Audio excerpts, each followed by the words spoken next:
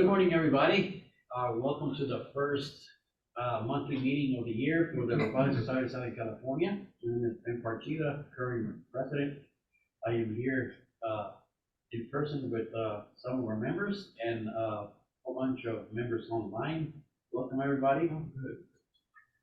Today we have hopefully 2 speakers, right? Oh, just him. Oh, okay. So, yep. Good old Alan, he's gonna give us a also talk of his doings throughout this month of December, and it should be fun. Yeah, and you guys are missing out on the free coffee that Jim brought some nice Starbucks, so you're missing out. All right, let me go ahead and share a portion on my screen so everyone can see. All right, maybe that's an attractor. Bring people in. So yeah, maybe I did the right thing. That's why I came. Just so hot dogs. I should have emailed it earlier. Like I emailed like yesterday. Saying, hey, there will be coffee.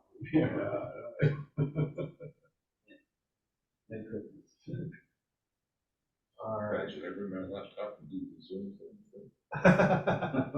That's sort of what most of us do, you know. Well, if you're presenting and you got a camera on you. Yeah. All right. So good morning, everyone. This morning's talk will be a deep dive. If it's appropriate, we'll take up the whole 2 hours, or however long it takes. What I have on screen is not in any way related to the talk. I'm just going to do a little dolly thing as we get started. So, how did I get into this mess? Towards the end of last year, during the holidays, on my break, I was sitting in front of my computer, as many of us were, and I had just noticed how much time I had wasted scrolling through YouTube. And I remembered something that I had heard psychologists at circles years ago. They keep saying it, but no one's listening. Is that in today's society, there's no space for boredom. There's no space for frustration. There's too many distractions, and it's too easy to distract yourself into feeling like you're doing something, but you're not. So I closed all the browser windows, and I sat at my desk in my home office, and I looked around my office with all my 3D printers and the resin printers and finished projects and unfinished projects. And I started wondering to myself, like, what would excite me? What would bring me joy? What can I start working on? Robotics is my litmus test for happiness. It's one of the things that I enjoy working on the most, and here I have spent most of my vacation not working on it. So what sounds good to work on?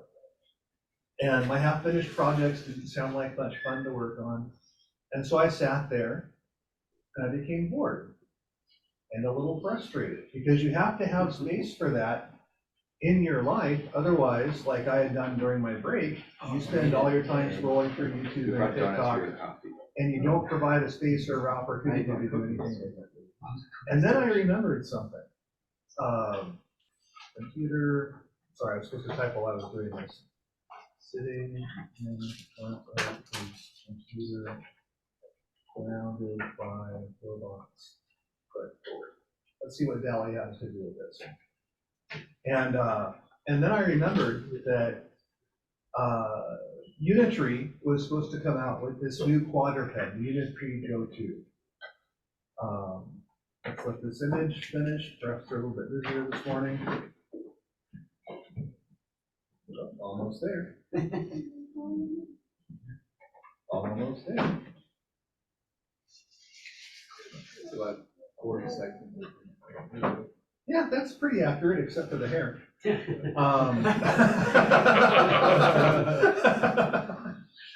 have to have anarchist hair, hacker. Oh, I would rock the mad scientist here if I could, but it would end up being a little thing at the back. So this little guy, we had some posts on the forum about it.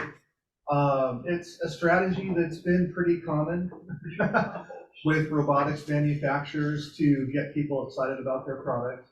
I remember back with the Pepper robot and the news releases saying that it was a $2,400 humanoid that, you know, could see emotions and was programmable. And I'm like, oh my gosh, $2,400? I'll buy two.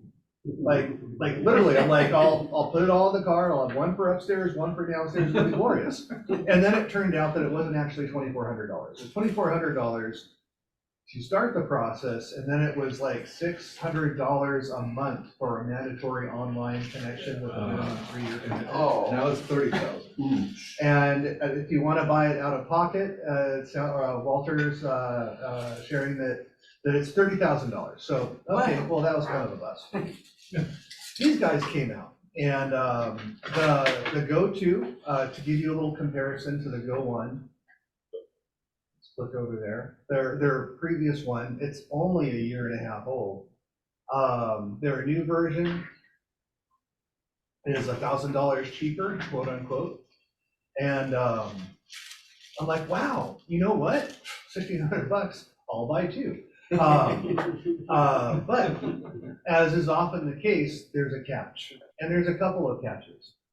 The first catch, and for me at least, the more important catch, and we'll switch back to the Go1 for a second, is that when you buy their base model that they call the Air,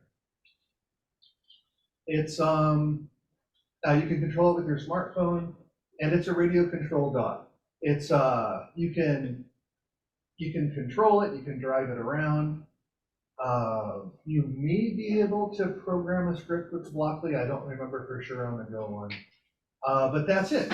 It's locked down. The Pro comes with a little bit more processing horsepower and a follow me mode, so that it more or less follows you around when you walk around. That's usually twice as much, $1,000 more, but also not programmable.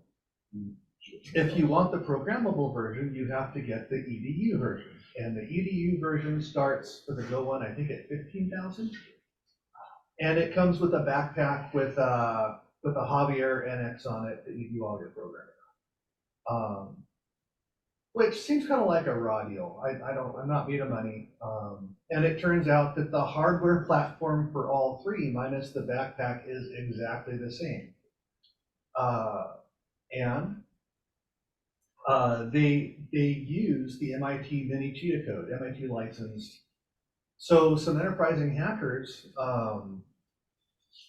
decided that really wasn't fair. So they set out to hack the dog to enable the programmable features that should have been available on the lower cost ones. And they did it. They have a repository called Tool Level Programming.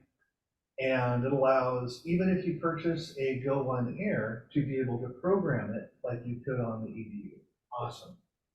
So that's kind of the background. Is there any legal issue there, or did they have, is it right, did they figure out like fair use something? You know, that would be a very interesting court case to determine whether reverse engineering of the variation of MIT licensed code breaks any laws.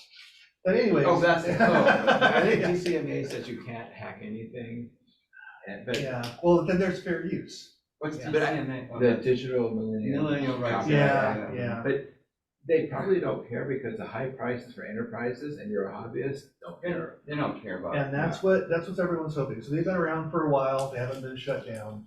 Oh, in other words, if you're a business, you're gonna have to pay, even if you download the free code. Yeah, because that's why it's more. They'll get you. You're monitoring your oil platform, they want you to pay $15,000. And that's like dropping the bucket for those guys anyway. Yeah. Yep. So moving over to the Go2, it's different internally. They're using a Linux Rockchip 38 something system on module. There's no more nanos or orange inside, so it's different. But same Mini Cheetah platform. They've got a hold of a dog. They took a dump. They took a dump of the image, and they're actively working to hack it, which is exciting. So that's the first thing is if you can't program it, for me at least, like what's the point? So I'm moving on that. Secondly, the quote unquote mythical $1,600 dog. Well, first off, it's not $1,600. So if you want to purchase one and have it shipped anywhere, they charge $400 to ship it. More to some other places, but I verified through Alibaba that shipping to the US is $400. So the $1,600 dog is $2,000. Still not so bad, not so bad. The other challenge is that shipping to the US, because of US customs duties, they're going to charge you about 25% to import it. It's going to stuck at customs, have your Visa and MasterCard handy. So the $1,600 dog now costs $2,400. Now we're right at the edge of my comfort level of getting one, but if they hack it, it's a firm maybe. So to get one here, minimum $2,400 to get one at your doorstep. There is an East Coast distributor, Drone Blocks, that purchased 55 of the Pro version of the dog. So if you're more comfortable purchasing it from the US, they're getting their shipment at the end of January, I believe, and I can pass that link along if anyone's interested. Me though, I want this one. I don't want to waste money. I'm not made of money. What's the other one? Oh, you mean they're from the US, they're gonna mark it up? Yeah. So the difference between that and the Pro is about $1,200, almost twice as much. The Pro, right? The Pro. Yeah, and that one, they say it has higher quality servos and can walk faster. It's all software controlled. And it has the follow-on module. None of these things interest me, right? So I'm keeping an eye out for this. So started the journey down the rabbit hole of quadrupeds and Omniverse. So to loop back to the beginning,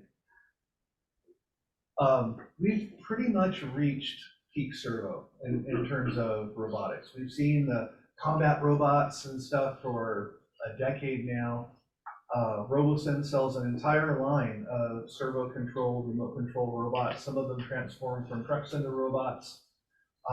It's a commodity. Yeah, even if you keep an eye out for the serial servos, they're cheap, they're ubiquitous, you can do amazing things with them.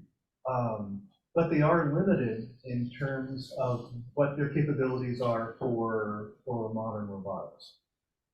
They're very high gear ratio, so without the use of a load sensor or something else, you can't really tell how much force they're exerting. You can kind of indirectly imply it to a point with the amount of current drawn, but it's very imprecise. If you want to build your own type of a robot, there are lots of options online for commercial, I should have grabbed some more links, or even 3D printed quadrupeds using standard servos or serial servos. The Spot Micro one is a really cool one. You can put on a Nito LiDAR. There's even people who have put on a little arm. And you can have a lot of fun with these. There's no doubt about it. I've done many projects similar to this. But as you may have noticed with the Spot, the Cheetah, the Go2, the dozen humanoid projects that are going to be offered for sale, they use a different type of a servo. MIT Cheetah guys did it first, and they did it best. They found a large pancake BLDC motor. They figured out that they can sneak in some gears in the middle. There's room for it. Do me a favor, can you just fill this halfway with copy? I don't need any other add-ons to this. Yeah, it's because it's mostly chocolate right now. So. Sorry. That's okay. Low gear ratio, like 4, 5, 7. I don't even think it goes high as 9-to-1 gear ratio. And with a low gear ratio, as long as you have the motor oomph that to back it up, you can do some very meaningful estimations of the amount of force applied. The way torque and physics works, the longer your moment, the more force you have. So these wide pancake motors really put it up. And where this all comes together is when was this written? 2015, 2016, 2016. The idea of proprioception, your ability to know what your motor is doing. With this type of a motor, with this low to gear ratio, and you know the position, you can do the change in position for velocity, you can calculate out change in velocity for acceleration, and you can have meaningful estimations of force. And you get all that with this new design. These new designs also accept 3 different forms of input. With servos, it's just position. So you have motion controllers that break out the deltas between position 1 and position 2 over time and send position information and do it. These new motors can be controlled through the input of position, you can input a velocity, or you can input a torque. You can also input stiffness and damping as part of the equation. In other words, you have complete control over the behavior of this motor in real time. Plus you've got temperature out because they tend to overheat if you use them wrong. And so when you're looking at the humanoids and the quadrupeds, this is why they're all using this motor. This is what's pretty much provided the breakthrough needed for humanoid level robots, is scaling up this idea to larger motors for use of humanoids. And they've been used in this quadruped since the MIT Mini Cheetah from 2016. These are called, these are brushless. Brushless, brushless DC motors. DC Retrieval, yeah. Is there another name for the ELDC. ELDC? Yep, so they're the ones that you see in drones, the same exact ones. I think you guys use them in RC for drive? Yeah, for some cars. Okay.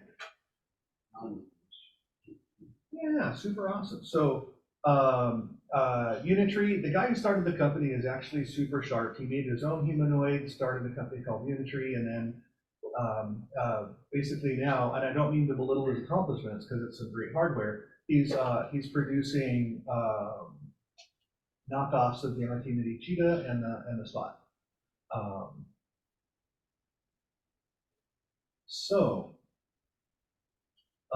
Where does this get interesting for me? So first off, I've already told myself and my credit card that I'm not going to purchase it until they crack it. Also, I'm not going to purchase one until I do something interesting in software. So I buy it right now. It's a radio controlled car. Sure, it'll be fun for like 5 minutes, and then I'll regret spending a lot of money on something that looks cute. So I'm going to wait. That gets into the simulator, which is the next portion of our talk. And if I can do something interesting for the simulator, which basically is a dog analog, then okay, I'll pull the trigger. Is it 3 motors per leg or 2? I'm sorry. Is it 3 motors per leg or 2? 3 motors. Yeah. The Magellan contest is in April. This will be perfect. So just putting it out there. No pressure. No pressure.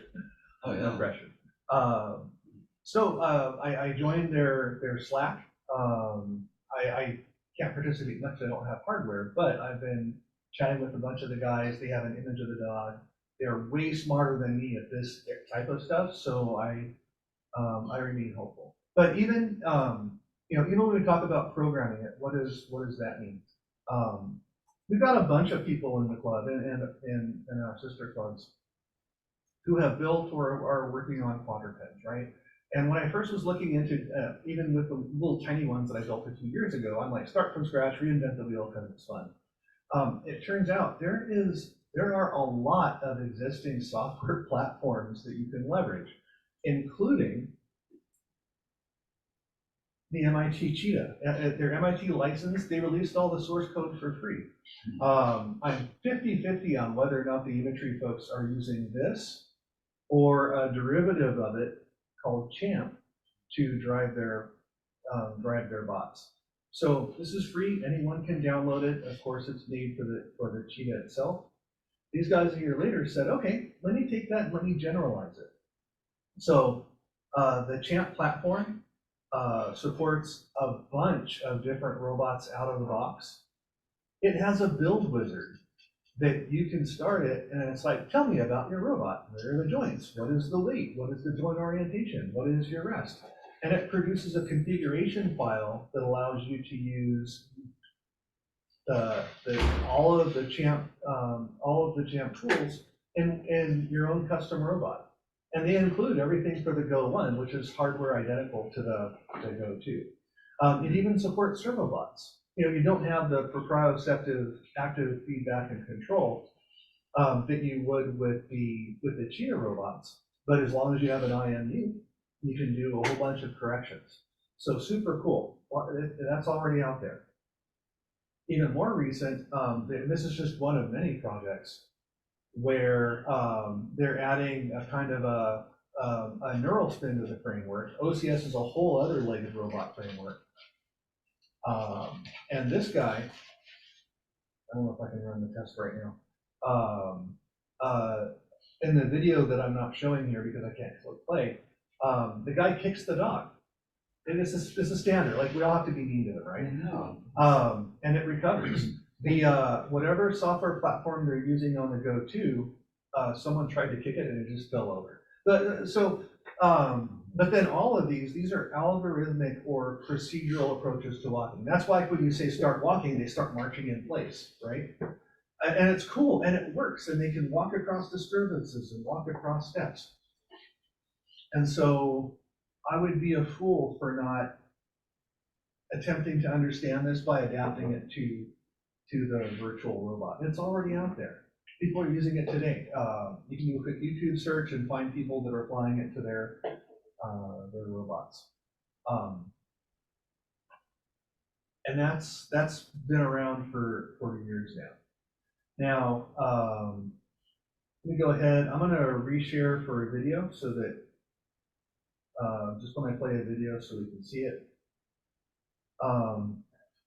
Here's what kind of the current state of the art is right now. So this guy did a deep learning reinforcement technique. He recorded his dog walking, and then I'm pretty sure he used the Isaac Robot Simulator Gym to do reinforcement learning to optimize for the gait. And this is the result on the Go1 dog. Now, just keep in your head, we've all seen the quadrupeds walk. Check this out. That looks natural, right? So right now in the state of the art, there is this whole technique to run thousands of copies of the robot with an optimization and a reward function to derive control strategies. And it's working today. The other one I wanted to share with you, I almost posted this, but I wanted to save something for the meeting. So this is a version of the Animal, A-N-Y Animal, NAL, that has wheels instead of legs. And they used a similar technique. They simulated the robot in Isaac, in Omniverse Isaac Sim. They ran the Isaac Gym, did deep reinforcement learning based on reward functions for successful tasks. And just look what this robot is capable of from a movement perspective. This is this is biologic movement. It feels, real's not the right word, but. And even handle packages and more. Now.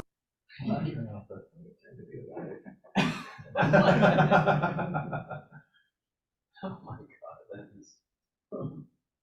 Right, so there's one other thing there's a clip where, right, look at the control theory problem on this. It doesn't even have legs, you have wheels. So hopefully Ben is able to start posting these links to chat in case you're more curious about them. This is a rich 6 minutes describing state of the art. Right now, and that's just defining a reward function, and not just, I mean, there's a lot of stuff that goes into this. But it's a reinforcement learning along with Yep, and there's virtual virtual whatever lab or something going on. So just to wrap up this portion of WOW, through deep reinforcement learning, it has learned how to successfully navigate like this. Wow. Yeah, who wants to Right? program that manually?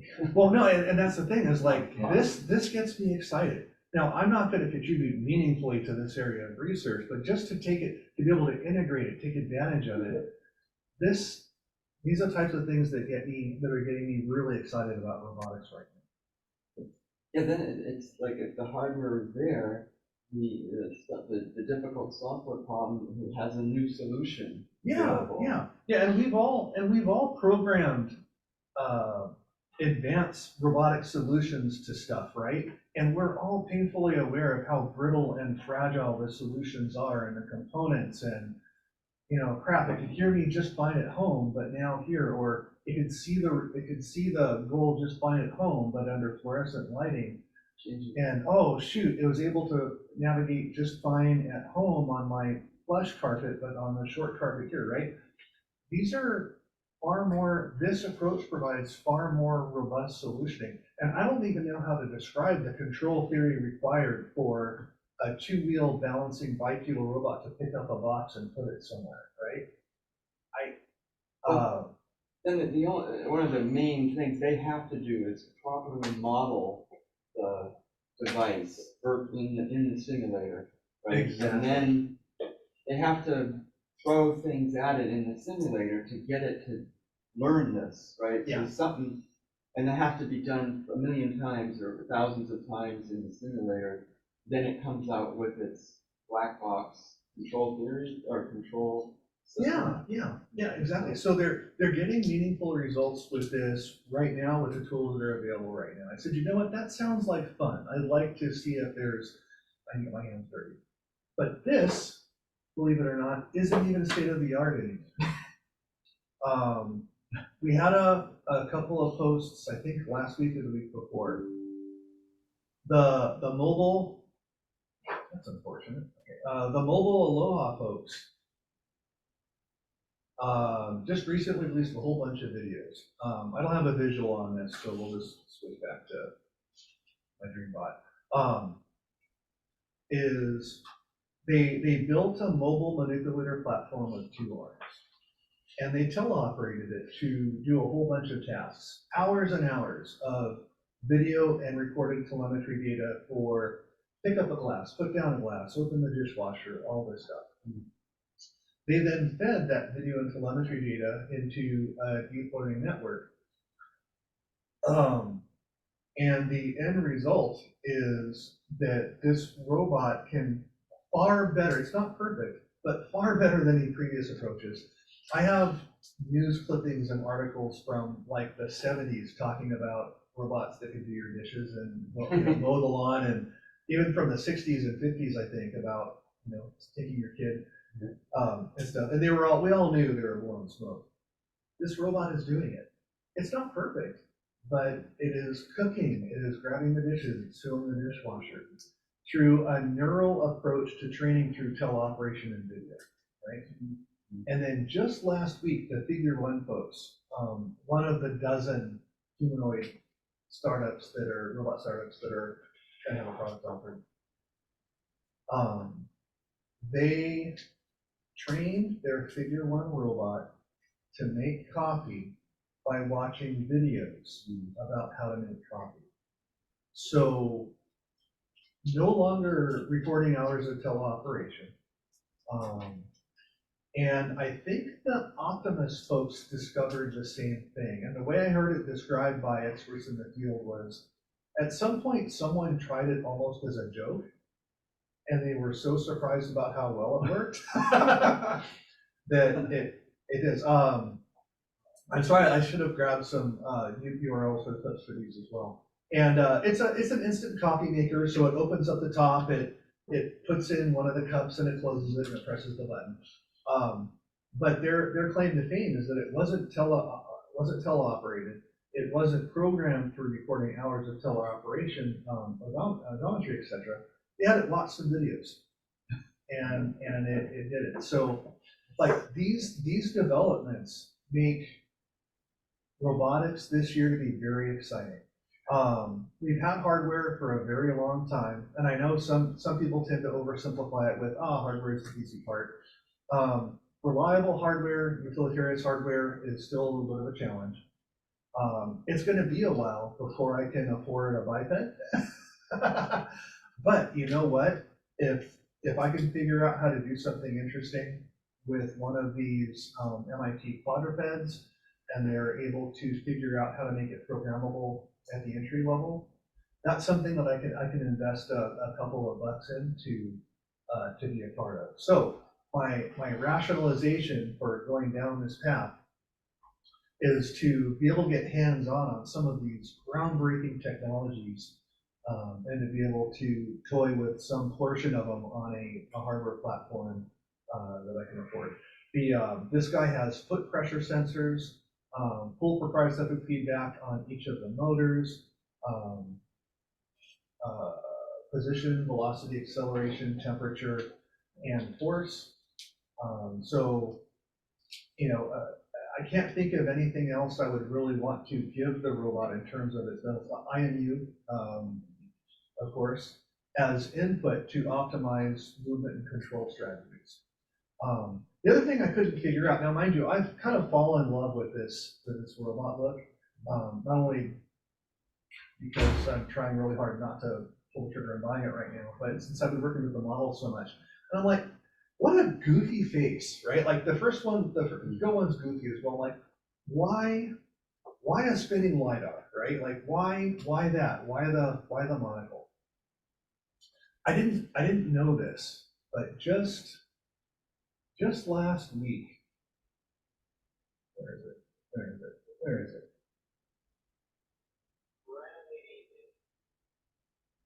So it turns out they have a new product. The Unitree LiDAR R1. They've got GitHubs, they've got access and control documentation. This looks really familiar, almost like that's the LiDAR that's in here. So now I finally realize why it has a spinning LiDAR name, because they have a spinning LiDAR product. What do you mean in that LiDAR? Here, let's go to the page and see here. Okay, all right. Yeah, I I'm try. trying. That's Find the out fourth what's gonna dimension. Yeah, so it's got a spinny bit inside the plastic, and then the whole base spins as well. Spinny bit is that Maybe it's intensity or something. And even though on the Go2 through the app and the interface, it's got this very voxel, very pixelated low grain output through the dog, most likely because it's not hardware accelerated. When you look at the specs and the capabilities of the LiDAR that's in it, you get a very different picture. So, okay, now I get it. I get why it's got a spinning LiDAR thing, because it's an existing product that you saw. That's not one scanner, that's gotta be stationed. Yeah, one of these has, environment, right? one of these is supposed to be,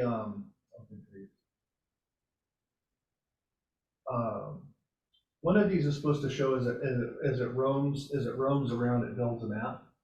So kind of like the, You've seen one yeah. before, right, with a car driving or. Yeah, so it's not Usually you see all it. at once. Yeah, one of these is a little video clip where you see the little beastie driving around and filling up the map as it does. Those, yeah, as opposed to our, traditional single plane LiDARs, that has a tilt mechanism, right, of some kind, and it's scanning. Yeah, so it's circular and going up and down. Yeah, 360 by 90. Usually they spit out a bunch of beams at once, so there's not a second direction of spinning, they just have like maybe 12 or so. That's However spinning. many, yeah. Yeah, this one's got So it doesn't have a this one's got the I spinny noticed the thing. tilt. Yeah, so it's it got a tilt there. it spins vertically, and then the platform spins horizontally. So it does go. Oh, maybe it's doing both of them. This does a pitch. It does a pitch change. Yeah, pitch in, Oh, pitch and rotate. pitch, Yeah, but it's not really. right, It's pitch. just pitch, and then it's rotating, Roll? which is yaw. No, Yeah. yaw is this way. Roll is that way. Okay, Pitch, yeah. yaw, roll. Yeah, so potentially very interesting. I was a little disappointed as I'm sure wouldn't surprise you. Every day I check YouTube for any Go2 and Unitree Go2 videos. And someone posted that they had purchased an EDU. And the EDU comes with an intelligent sensor that you bolt to the top of the dog. So at first I was super disappointed. I think that's because the LiDAR is upside down. So it's a 15-degree tilt. So it doesn't get things really up high and close. But really, just based on the specs of it, this is real hardware. Like, it should give you real good stuff. Which is IntelliSense, is it? Yeah, you know, one of those Oh, things, like you just kind of bolt it on top of the dog. so a 3D camera. That sensing camera, and then you plug it into the backpack. Yeah. Oh, so that was, in other words, it has to be an add-on. It was an add-on. Yeah.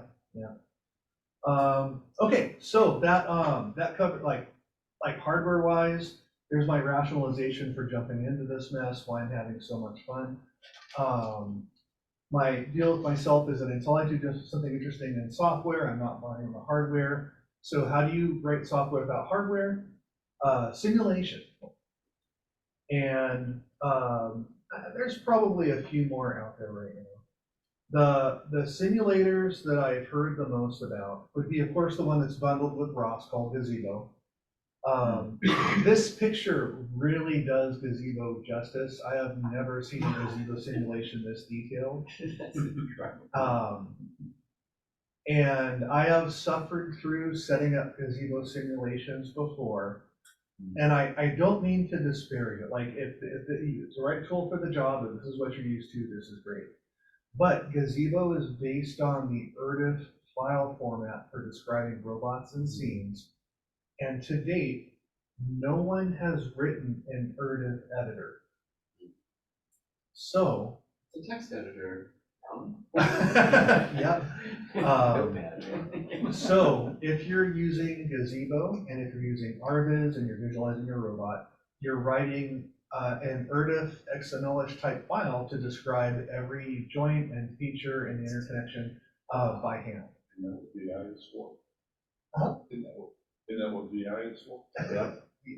Or yeah, text editor, yeah, but Yeah. okay, so VI next, I'm more on the VI side. Yes, but it's I don't use this term a lot, but user hostile I think describes it pretty well. There's a Blender tool that you can use to export a Blender scene or a robot to URDF one way. I actually worked with this really smart kid that wrote a script for Fusion 360 that you can export. If you set it up a certain way, you can export your Fusion 360 robot to URDF one way. But that's it. So it's, and I think it's what's starting to show its age. It's based on a graphics engine from 1980, I think. But it's still out there. It's still well supported. People are using it. Another one that came up in the forums last week as well is PyBullet. Another real-time physics simulator. Neither one of these require a GPU for acceleration, so you can run them on pretty much anything. And again, right tool for the job, and this is where you're comfortable, that is awesome. They're another well-supported, people are using it, there's forums, you've got help. But what got me excited was the stuff that I had been seeing about, not Isaac Jimmy. Not Isaac Ross, hold on. Isaac Sim. So at some point, Nvidia either purchased the rights or something, or decided to extend Pixar format called USD. USD is a scene and a descriptor format that's really rich. You can describe relationships, joints, visibility. It's what Pixar used for some of their animated stuff, and so NVIDIA standardized as USB being a format, and NVIDIA Omniverse, which is their simulator package. So it imports USD, and then you can build and bolt other stuff on top of it. It requires an RTX graphics card, so any card that you purchased within the past 4 years or so should work. More horsepower, the better. So. And on top of that, they built a whole robot simulator platform called IsaacSim. And all these are for free. You just have to sign up for a free developer account. And a lot of the stuff that you're seeing on YouTube and in the news, it's funny, the animal is their front and center demonstration. When you're talking about deep reinforcement learning and you see the videos with hundreds of robots doing things at once with IsaacSim, this is the platform they're using. The fact that you can get near realistic visuals is just icing on the cake. The visual portion of it and the physics portion of it is all physics RTX accelerated, and I'm like, you know what? That sounds a lot. That sounds like a lot of fun. So I went ahead and installed all that. The next task was to find a model of the Go2. So they have a low resolution version of the model in their URDF package. You can download it on Unitree ROS. So they have a full URDF description of the robot, and you can actually import URDF. They have an Isaac importer to bring it in with all the joints and all the masses, and you can do that in a couple of minutes. That sounded kind of boring though. So I came across a highly detailed step file of the Go2, and so I brought that in.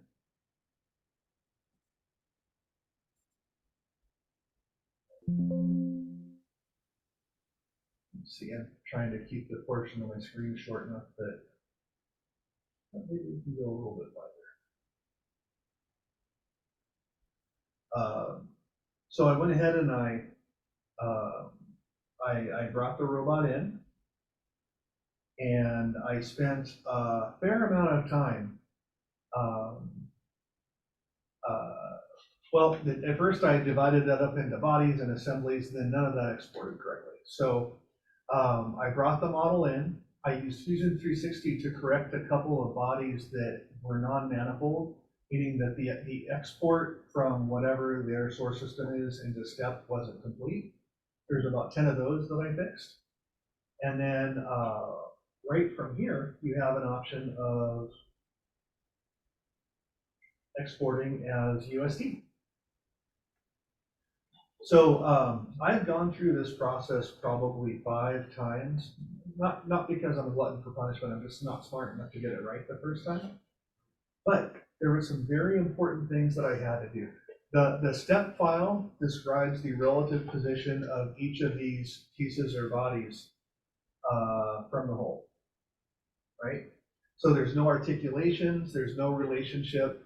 If you open up the bodies panel, you've just got like 150 individual bodies that aren't labeled. So, and when you bring it into Isaac and Omniverse, it brings it in basically the same way. You have to define where the joints are when doing it this way. Now, that being said, not that one.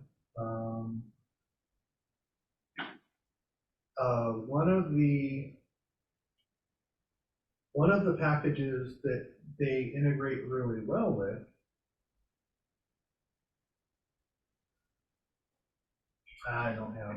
I'm logged in on the wrong one, is Onshape. We've talked about Onshape in years past. It's an online only 3D modeler. I happen to think it's super, super cool, but unless you pay a lot more money than I can afford to keep it going, all of your projects are public, which is kind of a deal breaker for some people. But they have an Onshape connector into Omniverse, such that you can bring the model in, and you can define the joints and assemblies in Onshape, and then it imports much more cleanly as a finished robot into Omniverse. And I'm not an Onshape guy, so I did everything the hard way. But at some point, I'll probably try that workflow to see, because it's very well integrated. You don't have to do any of the things that I'm going to have to show you right now. So if you have to define the locations of the joints between each of the pieces, you have to know where they are, which means you have to start creating sketches to define the locations in 3D space. So I did that.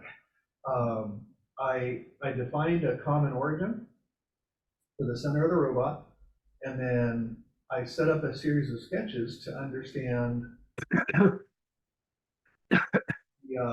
location of the hip joint in 3D space, the location of a suitable location for the thigh one in 3D space. Same thing for the location of the calf or the elbow joint. So when you open up these sketches, there's measurements that tell you exactly how far down and over and out that you place the joints. The angle of the LiDAR, which is 15 degrees, modeling the location for the LiDAR in 3D space, as well as the angle of the legs. Let's talk about the legs for a second. If you haven't had the pleasure of designing robot arms and legs and simulated control, there are a couple of things that you have to know, you have to decide on.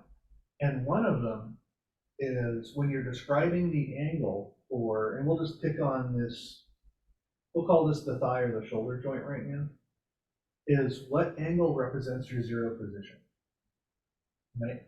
Now, one of the things that I've personally gotten used to is that if the leg is dangling straight down, I've defined robots where that becomes the 0 degree position. So that means maybe positive degrees is forward and negative degrees is back. Up to a point, it's arbitrary. Or maybe you define the 0 position as parallel with that from 0 to 180, right? You just have to decide. Now, in this case, I am positive that the native rendering of this leg should not be the 0 degree angle. So I created a quick sketch to find the exact angle from horizontal so that I can program it in the bot, right? The next angle is the one for the foot. And so far, my angles for here and for there, they agree with the manufacturer's URDF model for 0 degrees and whatever their neutral is.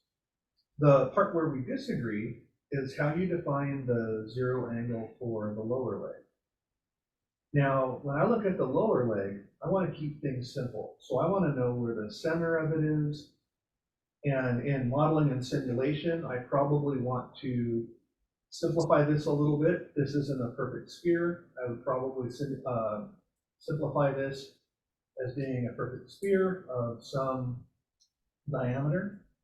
And then that would mean that the 0 position for me would be when it's dangling straight down. It turns out that the Unitree folks didn't define it that way, and I'll show you how they define 0 when I bring it into the model in a few seconds.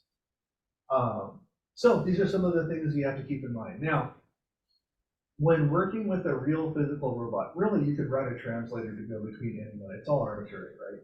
But it would be important for me to know how the physical robot defines the 0 angle. And so I can either go off of the URDF or their URDF file or off the physical robot. You probably want to make your simulated robot have the same 0. And I'll show you how you can do that in a second. So I've got the robot in here. I've defined a whole bunch of sketches,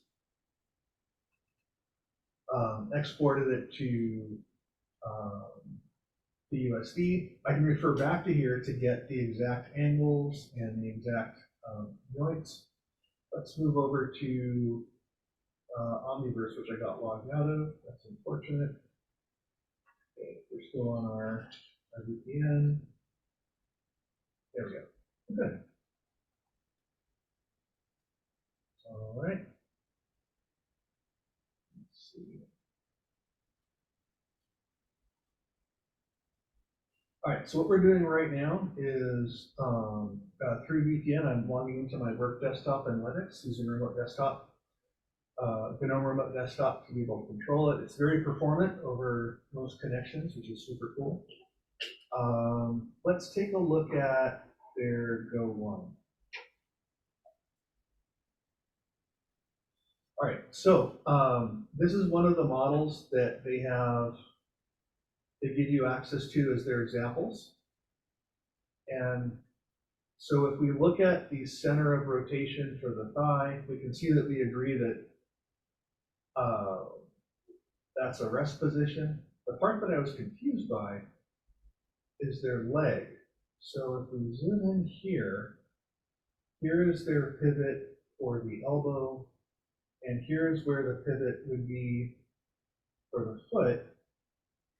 I don't know which line that they set up. It doesn't make sense to me why, and their Ergo file for the Go2 looks the same way.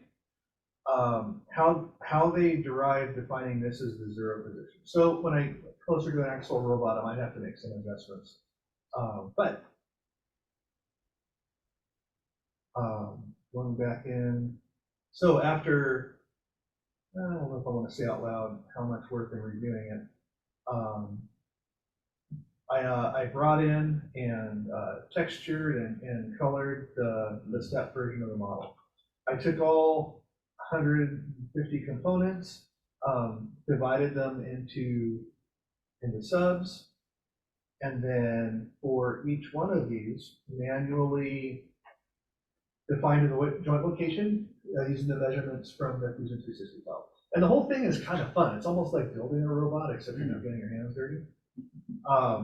There were a few more things that I ran into if you decide to jump in, and there's a bunch of stuff that wasn't obvious.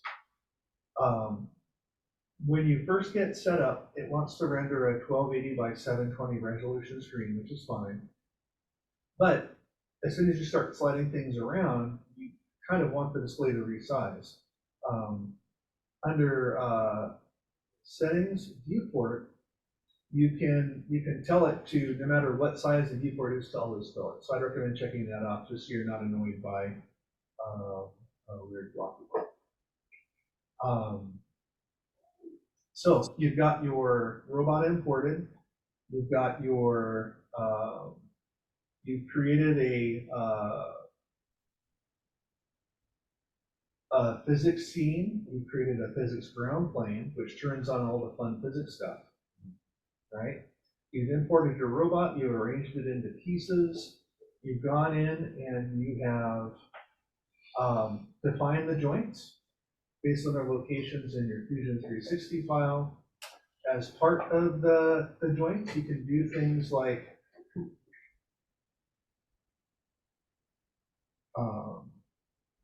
you can define your maximum and minimum range of motion, like your hardware limits. And once that's all done and you press play, if all goes according to plan, wait, let me check one thing. I'm not going to be able to drop it if the motion planner is running in the background. Okay, so if you've done everything right and you hit play, it should flop. And I've since added in stiffness and dampening and some friction stuff, so it doesn't do the kerplop you saw in earlier.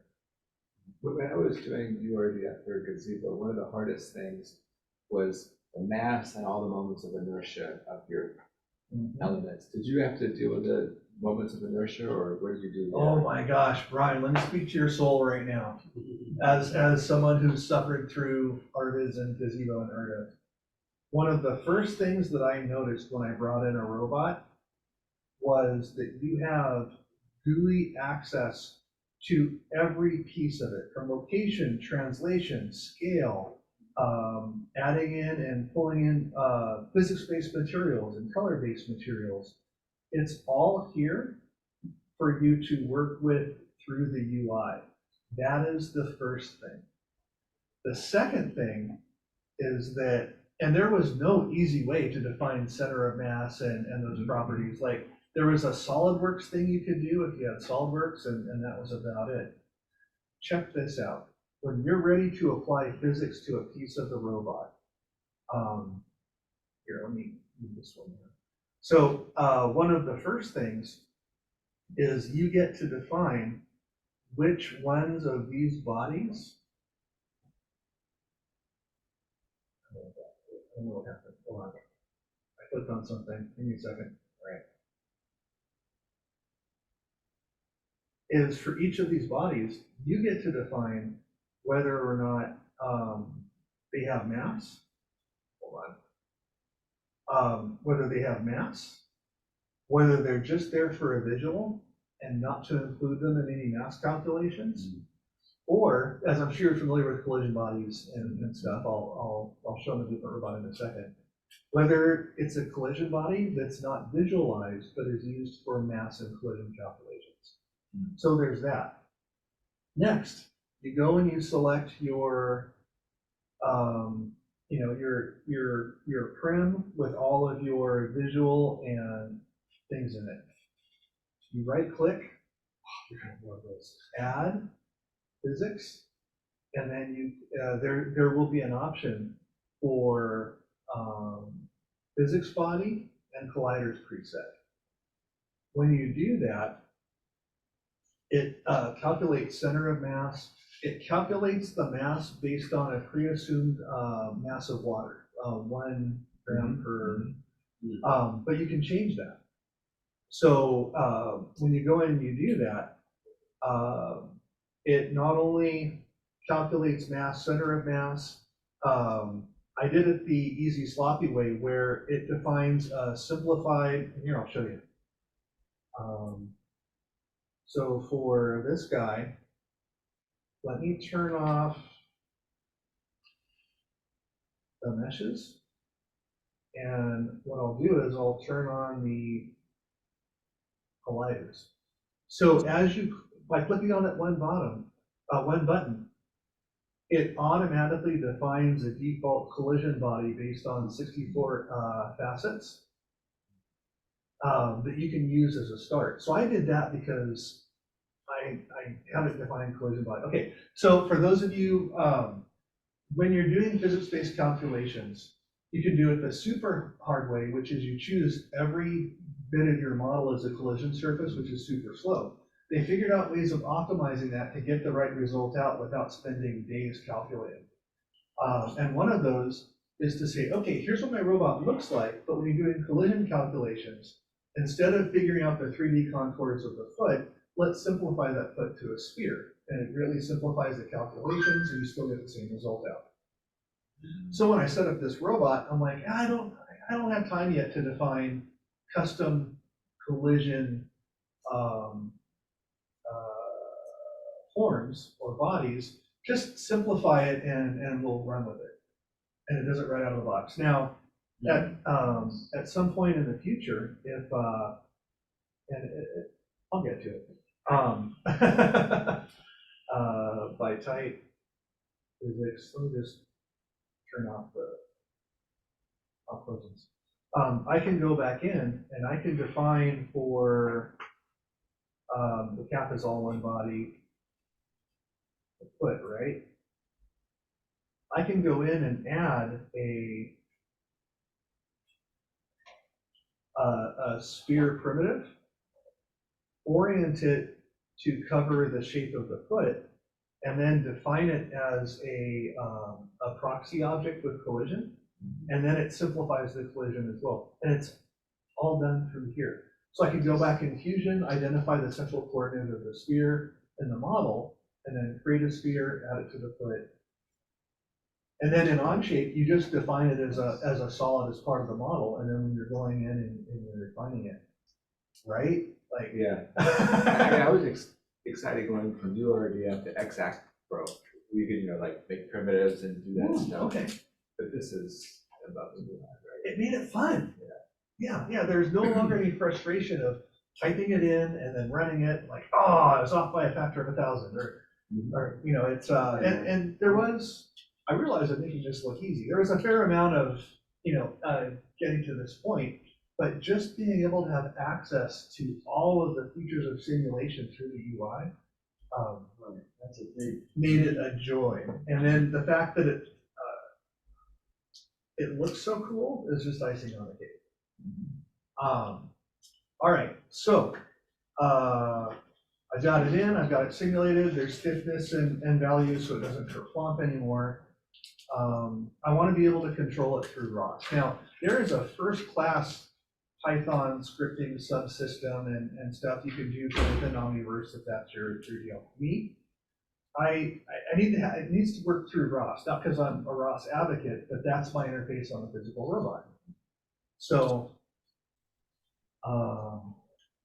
luckily, there's an app for that. So, there's 3 different types of writing code for Omniverse. The one that I used is what's called the action graph. And in the action graph, and I can't take credit for figuring this out, I followed the tutorial. You can set up an action graph to input and output ROS messages. And so one of the big ones for me was to be able to control this. Now, there is a very real possibility that the punchline to this entire deep dive was that I can't get it to move yet. I just figured this part out last night and I've been working on it for 3 days. There isn't a tutorial on how to rig a quadruped model for ROS from scratch on the internet. That's not to say that Isaac Sim isn't well documented. There's a lot of documentation, there's a lot of tutorials, but the documentation that I had to leverage to figure out how to do this was actually going into a different tutorial with one of the robots that works and figuring out what their robot had that my robot didn't. I'm not going to say it wasn't frustrating. There were about 4 aha moments between why doesn't this work and, oh, I have something to show tomorrow. So if you're downloading Omniverse right now in Isaac Sim, or you're going to do it and you're going to import your own robot, first off, if you run into something, tap me on the shoulder. I'm happy to share anything I've picked up over the past couple of weeks. But there are a couple of things that you need in place in addition to the action graph that describes what topic you're subscribing to and what robot it goes to and wiring everything up. All this part is from their tutorial.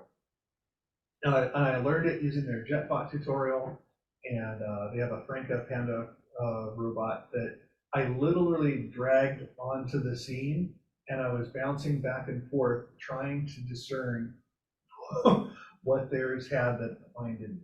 And after setting all of this up, there are a couple of lessons learned.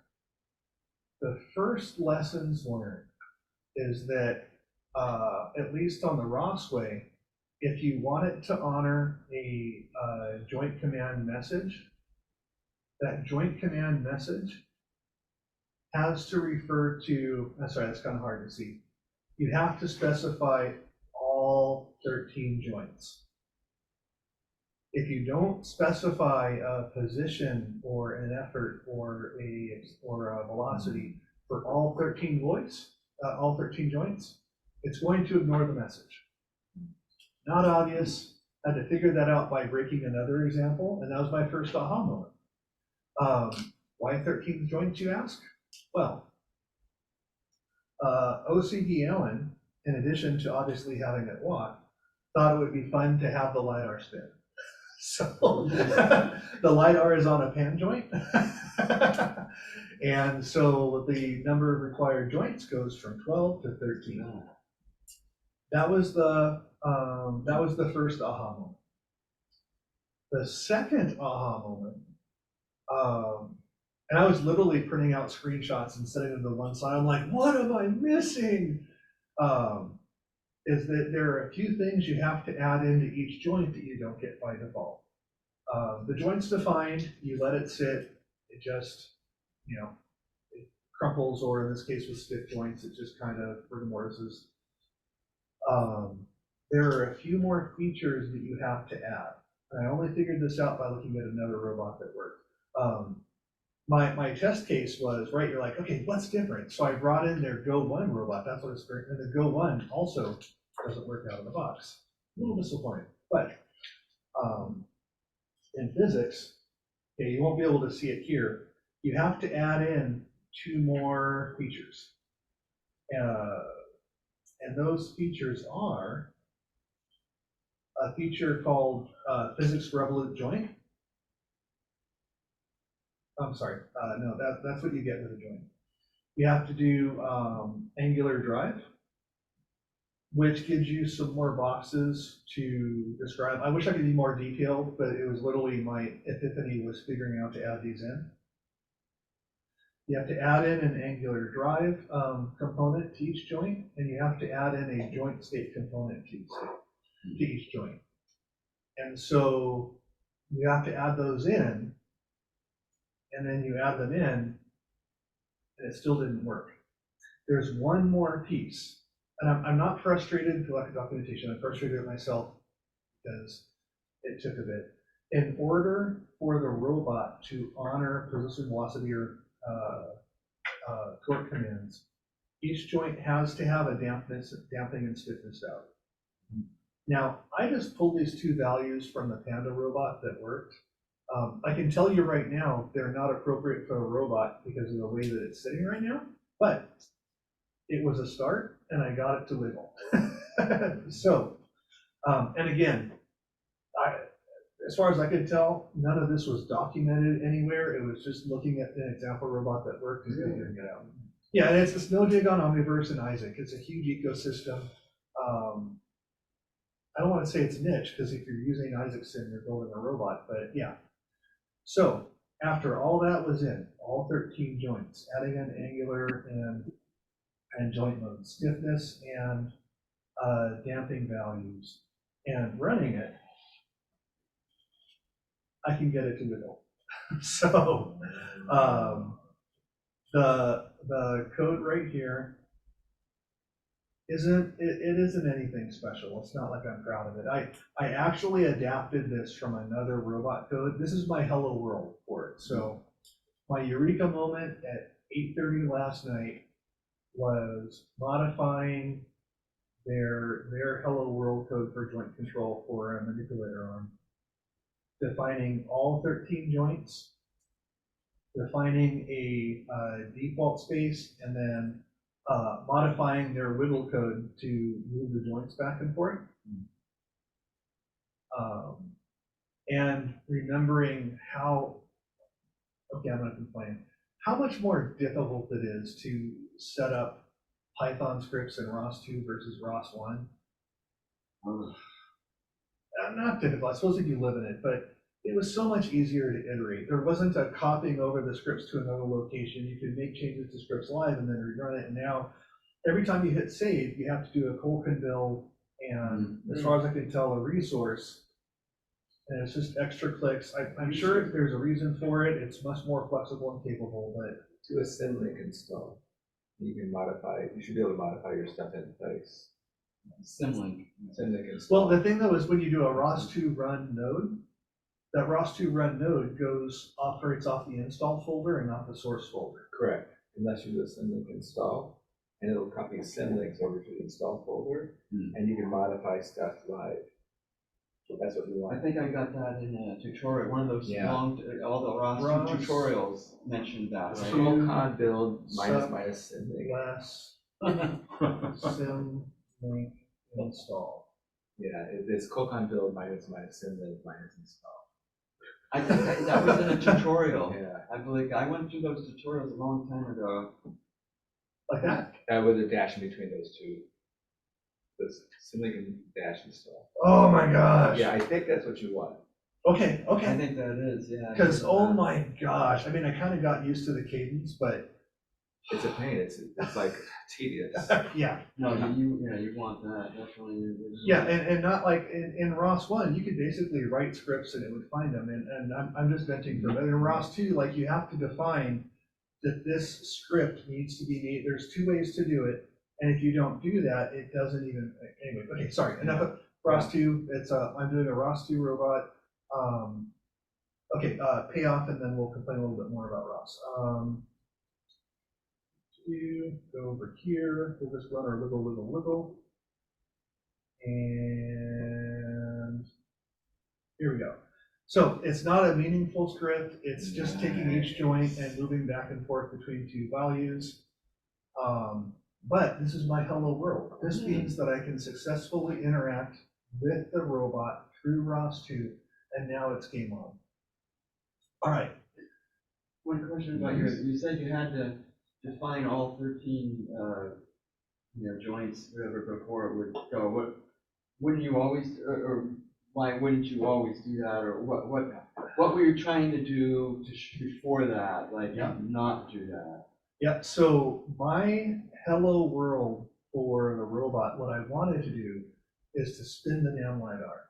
Yeah, just move one joint and see that work. Yeah, Okay, yeah. you wanted to, and why wouldn't it work to just do that? Now, I can't see why it doesn't, but I lost many hours on the command line. ROS to topic,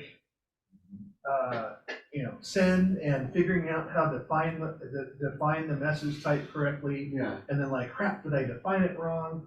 And no, it looks like there's no error. And it, for whatever reason, and there could be a good reason for it, I just don't know. No. The simulator only honors the joint command message if all 13 joints are represented. How does it know there are 13 joints? Oh, it's in the definition that there are 13 joints. Yeah, so it knows what robot to look at, and it just looks for, it counts up the joints and the names. Okay, so that's just sort of some sort of internal requirement.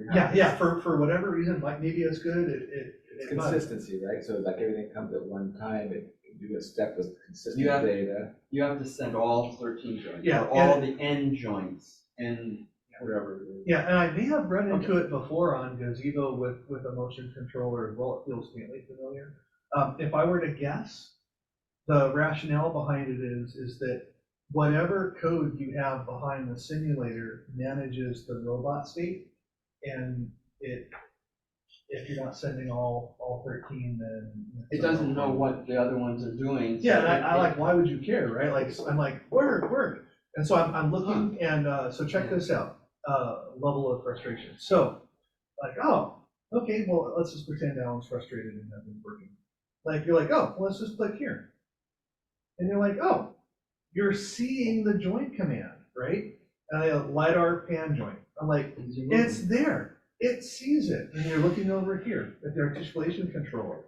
And you're at LiDAR pan joint. Like, you can see it. It's here. Like, the message was being passed. Ah, that's debugged. Right, yeah. And so how did I end up figuring that out? I took their Panda robot with the working example, and I went back over to, out of frustration, I went back over to their hello world code, and I commented out 2 of the joints. And I ran it.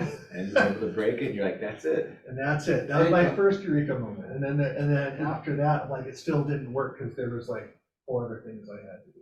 It's like, we always should say, thank the universe for examples that work. Yeah. Because hobby robotics wouldn't be possible without example code. Yeah, yeah, and I think that's kind of like, I can't recommend this solution enough. I haven't used PyBullet personally, but I've used Gazebo and URDF. Working with this was a joy. I don't want to say it's not well documented because there's examples, and examples are the best documentation you can have if you just sort through it. The one thing that I will warn you about, though, is that save often. Crashing. I was watching some YouTube webinars on Isaac Sim. Some of them are very recent. They actually have a Jet Racer series. They brought in the Jet Racer and they're articulating the model in Onshape and even this guy who's an Isaac Sim evangelist sponsored by Nvidia to do webinars. It's very easy to crash. And so as a result, I save after every successful change because you never know what click is going to result in having to restart. So just make your peace with it. This isn't space shuttle level software, and just be aware that you could click on something that shouldn't have had any effect, and then you just have to relaunch the event. The other pieces of this that, like, as an individual developer, aren't super useful to me, but with the package, let me see if I can install this a little bit. Is if you're working with other people, one of the things you get out of the box, and you have to install to get access to their sample data, is a little piece called Nucleus. It's a file store for projects and files and USD and scenes and robots and stuff. I'm not using it right now because I'm just storing it on my drive. But if you're working with a team or with someone else, it's built from the ground up for collaboration.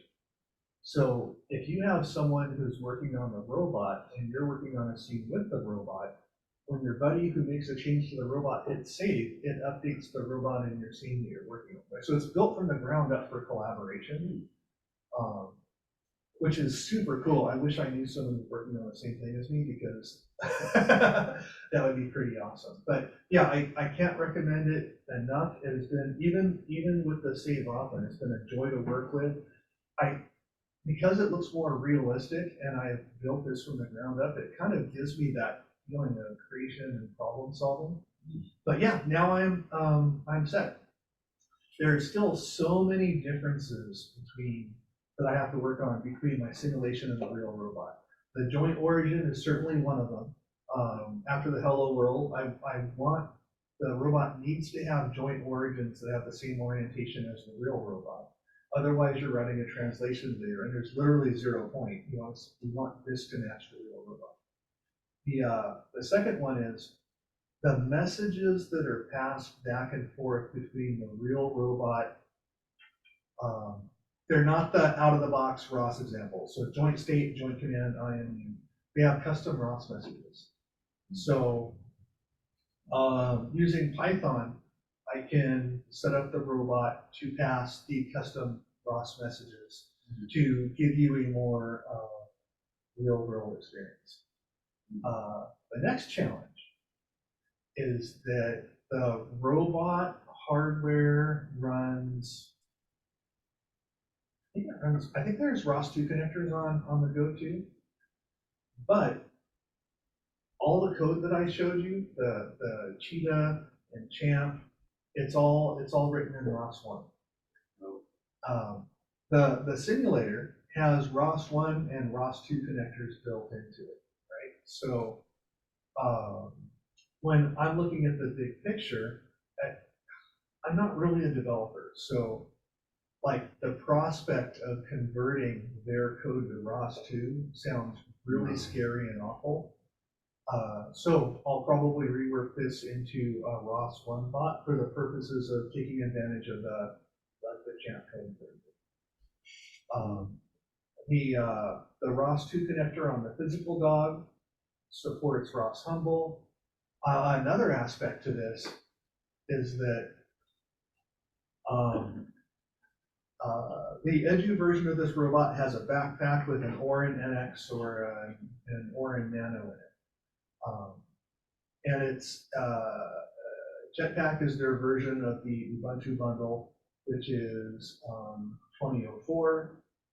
And so in order to make the robot smart, like when I buy the robot, I'm not buying any other hardware. I'm going to plug it into my computer. It's going to be on a harness and an Ethernet cable plugged in the back of my computer, right? But at some point, if you want mobile smarts, you'll probably want to use one of those GPU accelerated platforms, which will be Jetpack, and you want to make sure that that version of ROS, whatever you're doing can run in that version of ROS. The last piece of this rabbit hole puzzle is that Nvidia produces their own variant version of ROS and ROS2. They do it because they need their Jetpack is on 2004 and ROS2 only runs on 2204 for those of you in the Linux space. So they have their own build farm that builds ROS2 packages for 2004.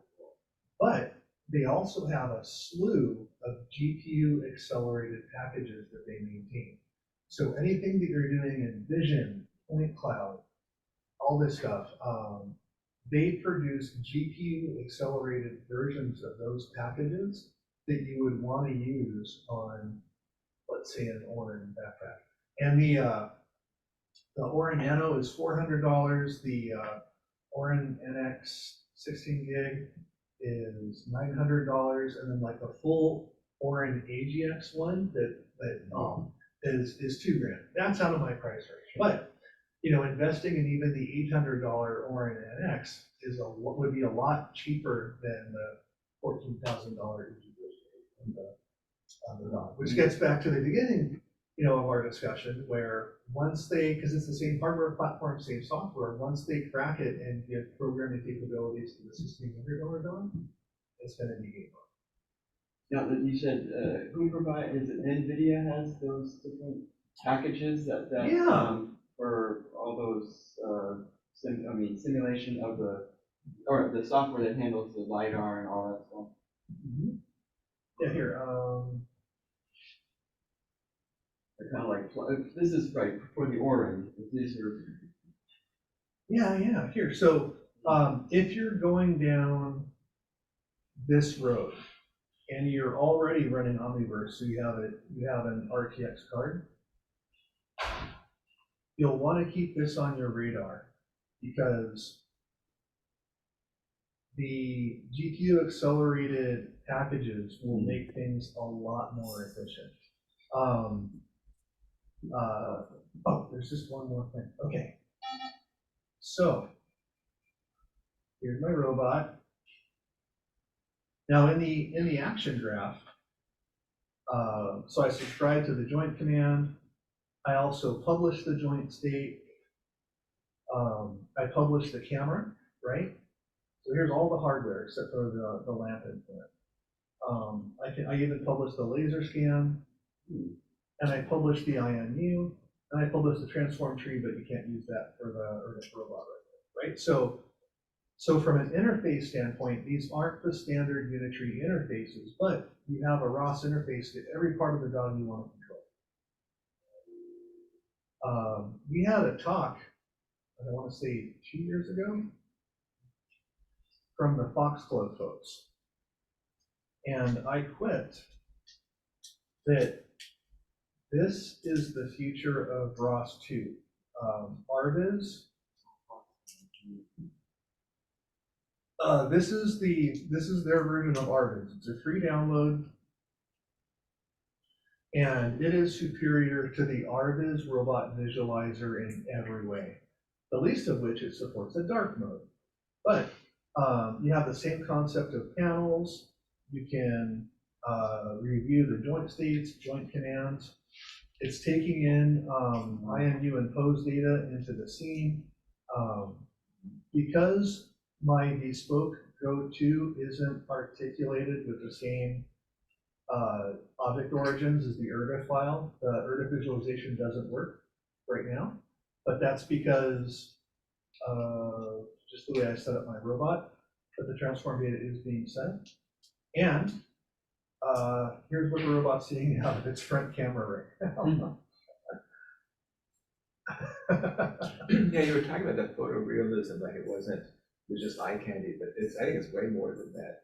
Because you're going to use this vision to do something back in your robot, and that's where this becomes important. Exactly. That's like one of the things that comes full circle is anything you want to do in neural involving vision. And there's when you're one of the many aspects of active research right now is the generation of synthetic data, right? So if you're following along on ChatGPT, they're talking about you're using ChatGPT for output to train a 7 billion parameter model and its performance. Same thing with vision and odometry. There's workflows to generate synthetic vision and odometry data that can then be fed into the model. And at this level of detail, it applies to the real world. So, and there's office environments. You've seen pictures of warehouse environments. You can bring in USB from other places, house, an office, a yard, grass, a field.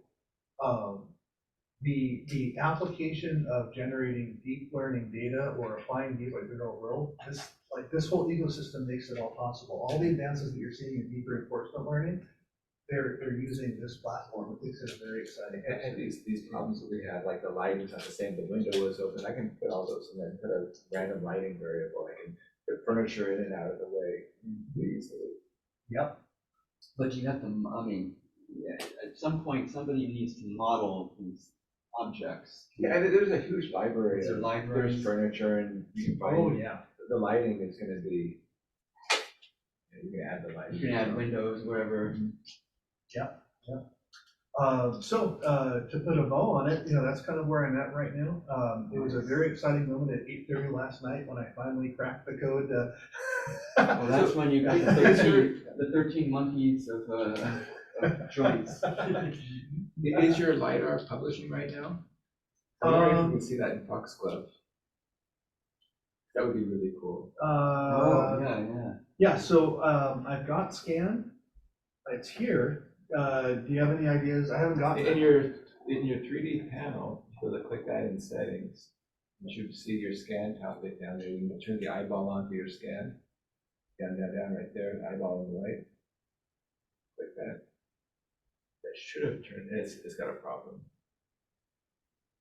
That's how you would turn on. Oh, the topic. okay. It's got something going on. It's not happy. Oh, transform. Okay, Okay, so you gotta publish all your transforms. that's the challenge is. Missing oh. transform frame to. You can change body. your frame to sim LiDAR. Oh, display frame? Yeah. Nope. What is? Nope. That's You funny. get a lot of frames. Maybe down. further. Oh, you know what it is? That's right. Because of the transform challenge, it locks up Foxglove, so I prefixed it so it wouldn't. That was you, that's your note. That's my note. Anyways, but it's pretty good at that. Okay. Yeah, I'm excited to try it out. But no, here, I'll show you what the hang up is. When you bring in the robot, let's turn it on for a second. When you bring in the robot,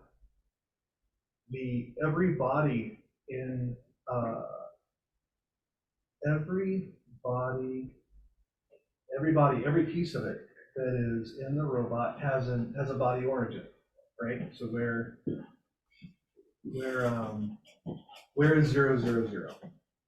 Now the challenge with the step model is that even though your leg is over here, the origin for that joint is 000. The URDF model isn't set up like that. And so what happens is that because they have different link origins, when you bring it into Foxglove and you turn everything on, the transform doesn't refer to changes in joints, it refers to changes in position for the links.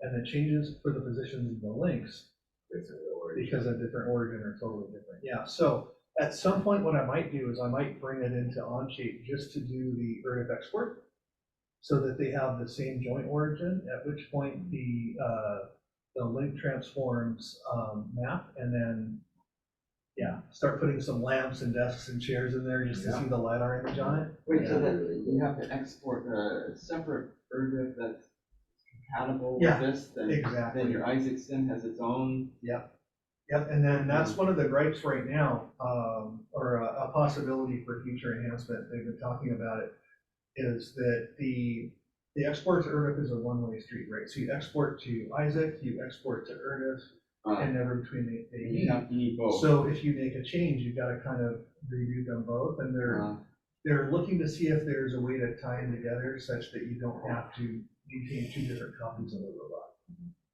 That's because these things came from different origins. They're Isaac Yeah, and because mine's off of their step file and their URDF was built differently. Oh, I see. So Yeah. if you start a brand new robot and you could define them with the same origins and all Oh, yeah, and that. That's sort of more of a.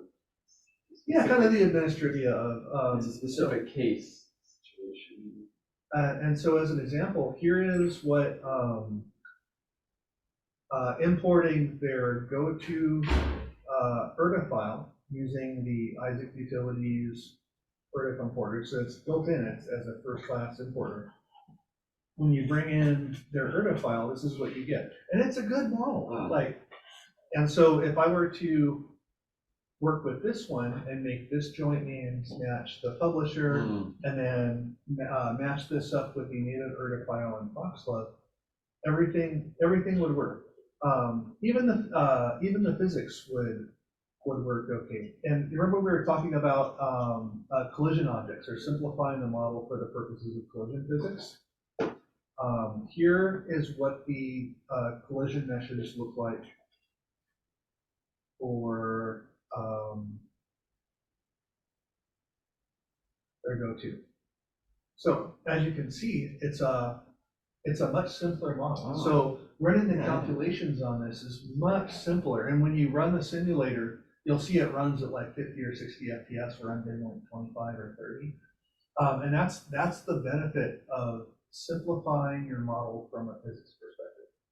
Wait, so Isaacson can import the URDF. Oh, yeah. And display it, so you could have gone that way completely, then it would have been compatible with, Yeah. Oh, yeah, out of the box, and and the whole process takes like a minute. Why did I spend several weeks doing it the hard way? well, that, you're taking Because advantage it of looks more, better. you're taking advantage of the more sophisticated Yeah, ISIS. yeah. So I never said I was smart, but I will tell you I'm determined.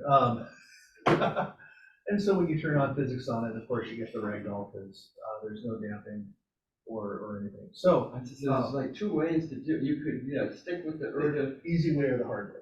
and the other way is sort of the newer, more advanced and more accurate Yeah, I would argue more fun and prettier, but yeah. and prettier. And as a result, I understand more about Isaac and Omniverse than I did before. So yeah, I could have done the whole thing in a few minutes and then spent a couple weeks trying to figure it out. Oh, okay. Oh, yeah.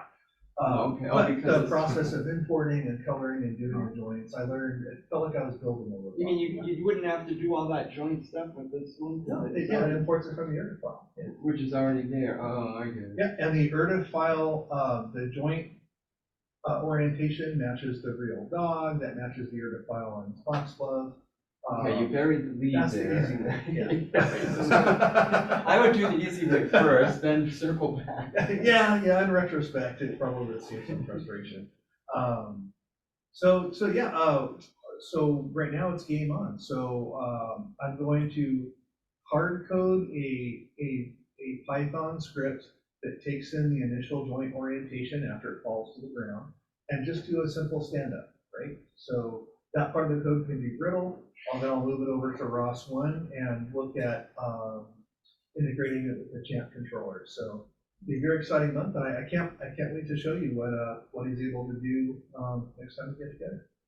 So, yay. I have a question about the robot and about the Isaacson.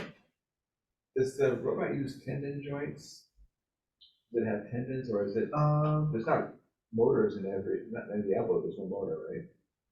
Oh, and the physical robot. In the physical robot. Because I noticed when you're Oh. going through it, it said there was a tendon joint, and that sounds like, oh, I haven't seen that inside of a gazebo, but that seems like it would match your model better.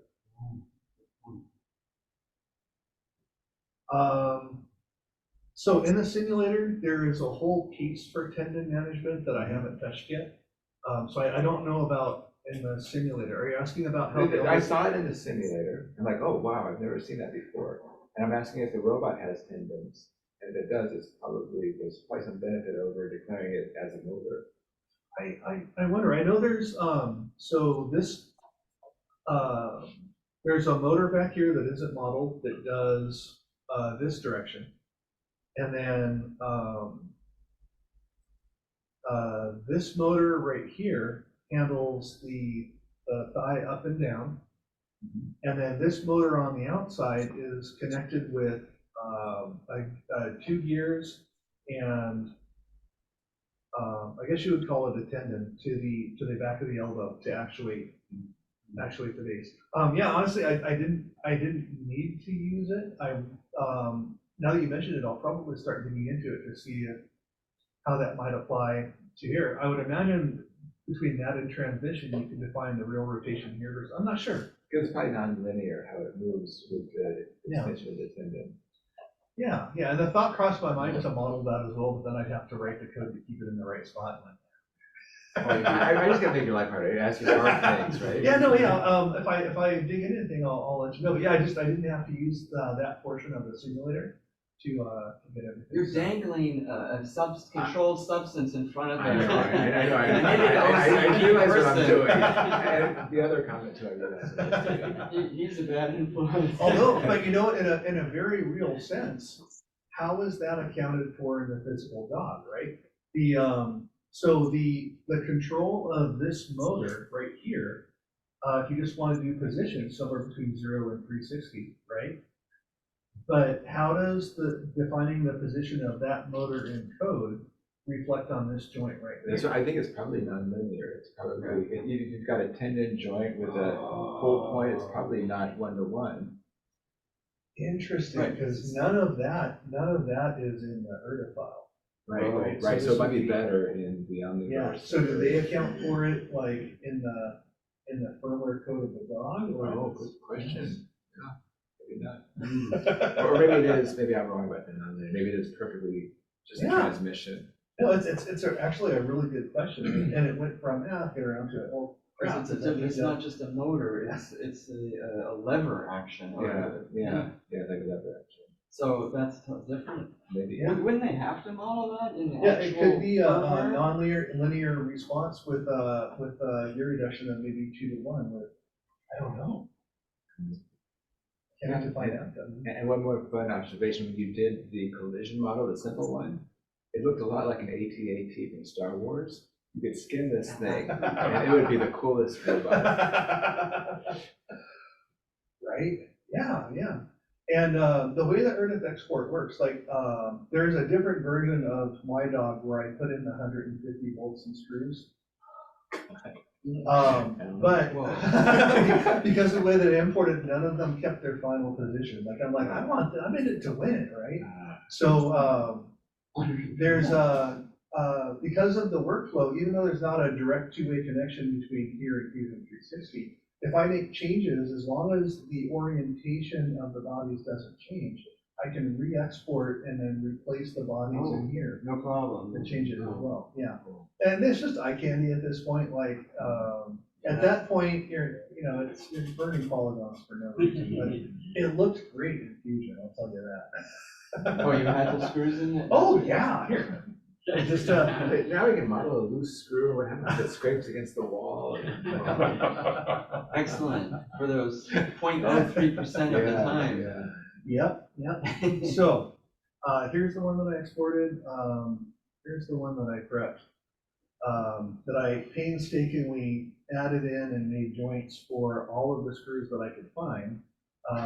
By using the McMaster car interface to figure out these are probably M4, these are probably M2.5. All right, I should have asked. Oh, yeah. Well, okay, and this probably explains really well why I spent 2 weeks importing a step file instead of there as a OCD perfectionist. That was a step file versus Yeah.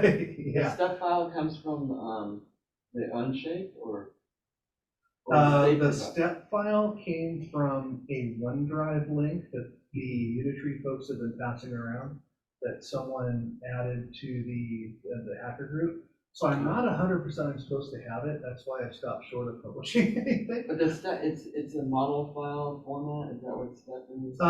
Yeah. So it's it's by contour, so it's a far richer format than Contour. when you export to facets or 3D Oh, frames. so it's designated. It's curves.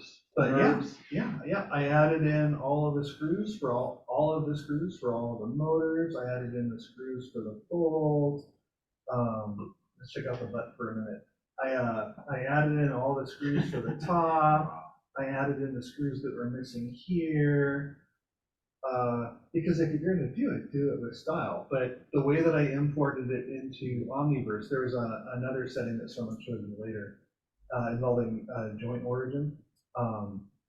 All 150 screws rendered in Omniverse to position 000.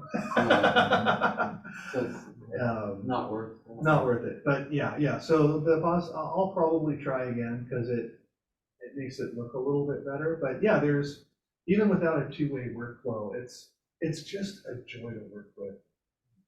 Are you gonna share all of your work with the community or? Yeah, so, here's the way that I'll word it, because I'm not 100% that the step file was supposed to be distributed. If this excites you and you want to get in on it, let me know, and I'll get you a copy. I'll share my USB scene, I'll share that, whatever you want. And just like I did with my InMove back in the day, is that chances are all of this is going to work out and we're going to have a physical robot within the next X number of months. And if this excites you and you develop something interesting with the simulator, let me know and we'll run it on the dot. Like, I mean, there's no reason this has to be a solo thing. And your cost to entry to developing for this is just a desktop or a laptop with a recent RTX graphics card on it, which I think is pretty cool. What is your simulator goal? What's your tipping point when you go and you order the robot? So when I get to stand up, when I get it to walk, when I get it to explore. Okay, yeah, that's a good question, and hopefully I stick to it. There's two criteria. Criteria one, the main clear and present, is these smart dudes need to be able to crack the Go2 firmware to enable programming on any level of dog. It's very easy to get into the system on a module. We know a lot about it. We've got the passwords for the logins. So the possibility also exists is that I just wipe their crap and write everything from scratch, which is possible, but it's a lot of extra time. But if they're able to crack it and open up the ROS2 interfaces so that I only interface through ROS and cycle in VBS, they chose a very performant one. There's an Ethernet port on the top of the dog for the backpack. Like, it's all very tightly thing. So if they can crack that, and I just have to interact with the dog through ROS, that's the first one. The second one is I have to do something interesting that's worth running on the dog. Right, and standing up is just a hello world. That's just like the proof that it works. Getting one of the walking platforms or digging into one of the neural reinforcement learning. Once I do something interesting, probably when I hit this one, that's when I'll press the order button and get it. But even you're ordering just even the cheapest one is 2,400, right? Minimum, yeah. They're guessing import duty is 25%. Now there's like an extended battery that's $200 more. So during the ordering process, if I can get them to put in the extended battery, then it comes to $2,600. I think that's worth it. The $280 controller that requires a smartphone to visualize on it, I'm not interested in that. That's just a remote control thing. Yeah, that's like, although 20% of the cost or 10% of the total cost of the dog. It's like for a remote control. Yeah, and you can just do it. You can do it with your PC. So for development in this hypothetical future, build a stand, hang the dog from it, and then just plug the Ethernet cable from the dog into the back of the computer and use the computer as a backpack, right? That's the minimum, because you don't want to damage the dog anymore. Or maybe just like hang it off of a lift or something, just until you figure out. Until you get it working. In all your videos, these guys are running around with a hand tether. Yeah. Or different robots, but the same idea. Yeah. And just earlier this year, someone posted a video, a graduate student that had an Go1 EDU, and she wanted to redrive a walking algorithm. And this gal is way smarter than I would ever be, and it's a 20-minute clip, and it's tough. Like, at the end of it, she can kind of get it to walk. Now, as fun as that would be, I want to leverage other people's hard work as a starting point. So integrating that champ framework will probably where I'm aiming for. You see, that's the coolest thing about it. That's one of the most motivational reasons to get real hardware this soon is because of the champ and the cheetah code base, right? Because otherwise, and you hear Chris Alberts talking about that a lot, right? I mean, on our forum, is that without that code, you're looking at a lot of difficult development, like graduate level, right? I mean, so or just like hard coded. But with that code, you really have a shot at doing something in a hobby level time frame, right? Yeah, Dr. Bruce said it best a couple of years ago, like most of us, we're not researchers, we're integrators, right? Yeah. And I love that, the fact that the Cheetah Code's MIT license, the fact that Omniverse Isaacson is a free download. I Right, want people to think. yeah, to quote 2-minute papers, what a time to be alive. You know? It doesn't, yeah, you don't have to be in MIT or, you know, a CMU or some research lab to be able to do something in a simulator and maybe even, you know, a real hardware if you can afford that. Yeah, so that's all I got this month. I'm excited to see where this takes us next month, and, Awesome. all right, Really cool. all right, thanks. Wow, Andrew. Thank you. He spent his break doing that. I was seeing relatives and driving to Monterey. I wish I had more robot time, but family intervened. All right, so let's break for lunch and just come back at 1 for our business meeting, elections. Let's move on to show and tell, with starting off with Jim. You're up first. All right, thanks. Well, first I wanted to just share this article that I found, which I think everybody, I mean, it is in the Servo Magazine, and it's behind a paywall, but maybe I could, you know, maybe at least I can show you this, and maybe, if you do subscribe, you'll have access to it. Maybe I can copy some of the text over, but it's interesting because it's about the future of hobby robotics, and you know, they're talking about an inflection point, or what I call that, or a critical junction in its evolution, because, you know, you'll see here, we were just discussing vintage computers. There's the Kim right there, and they're talking about, you know, in the Altair, and then on the next page is the you know, Apple II. This was my progenitor here. And then now you've got things like, you know, the Amazon robot, here, this, what's it called? This one is the program, or this one is sort of becoming almost a product, you know, and even though it may not be fully that useful. Astro, this is Astro. Initially, you had to get an invite from Amazon to buy it. I decided, no, I'm not going to buy it. It's it was seen at the time mainly as an Amazon marketing sort of vehicle of sorts, but it is moving towards the personal robotics industry coming about.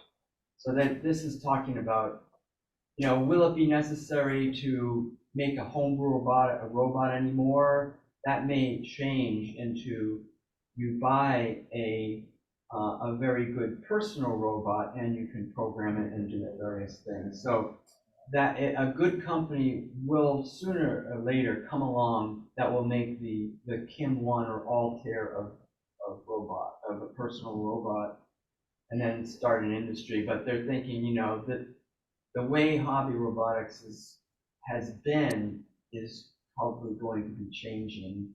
So that's an interesting thing, and it's evolution. Well, you know, where the computer hobby or hobby computer clubs kind of all changed and eventually went away, just to most degree.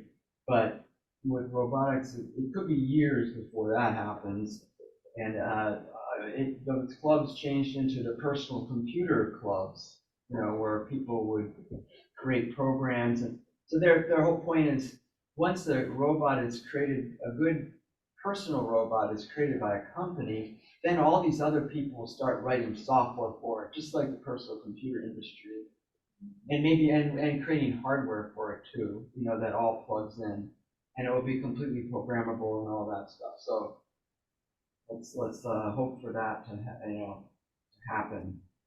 Yeah, I mean, the hardest part for people is making a platform. I mean, like your platform, there's a lot of parts and Or- nobody has a machine shop to, machine Yeah, and this- parts or drill and cut metal.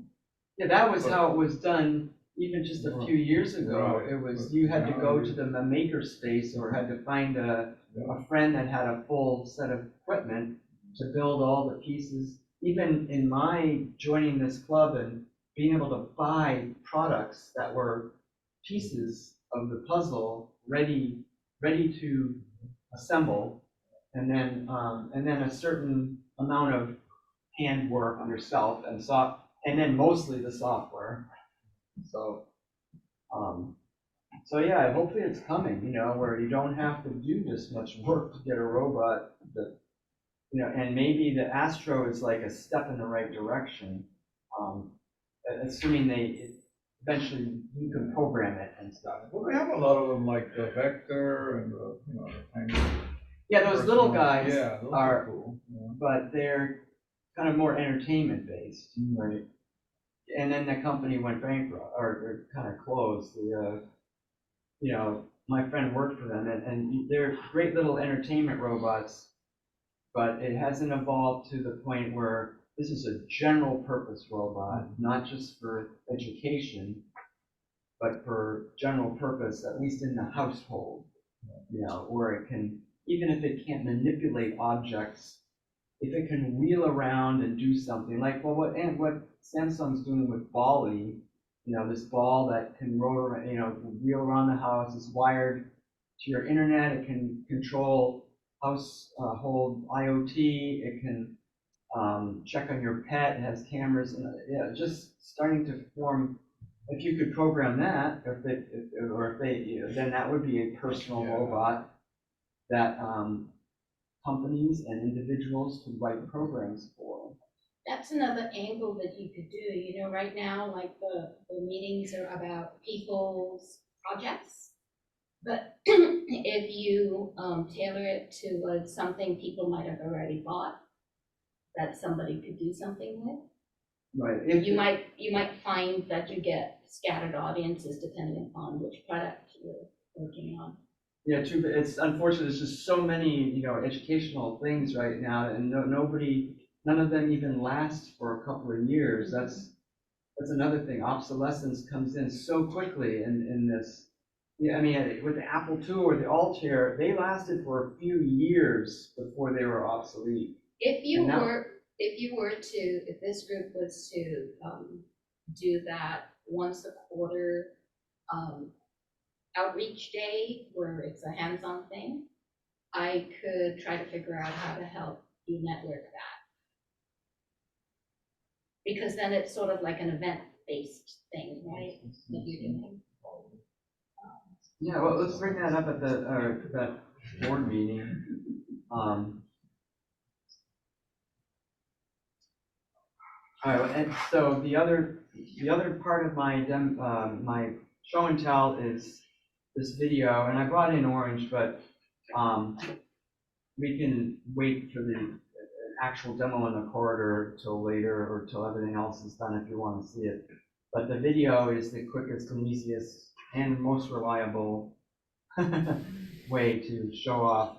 So I've been working for a few months on using a gripper to grab a bottle after a few years of being able to detect objects or like a bottle via the AI cameras and stereo disparity and spatial inferencing to go up to an object but never touch it. So this was the effort to do that. And so I've also the latest incantation here, I've added the behavior of being able to ask the robot to bring an object to you, and through existing code I already had in there, the robot can turn to the sound of your voice, recognize a human is there, compute his spatial location, and then remember that. And then once it gets the bottle, it goes back. And I even have one more plan, which I was starting even last night, was to recognize the person's face. So then the very last step in this arc that I'm going to do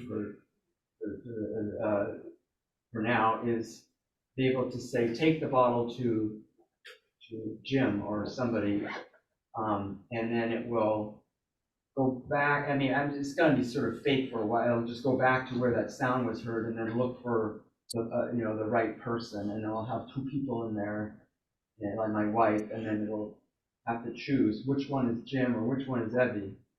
You would get it right 50% of the time?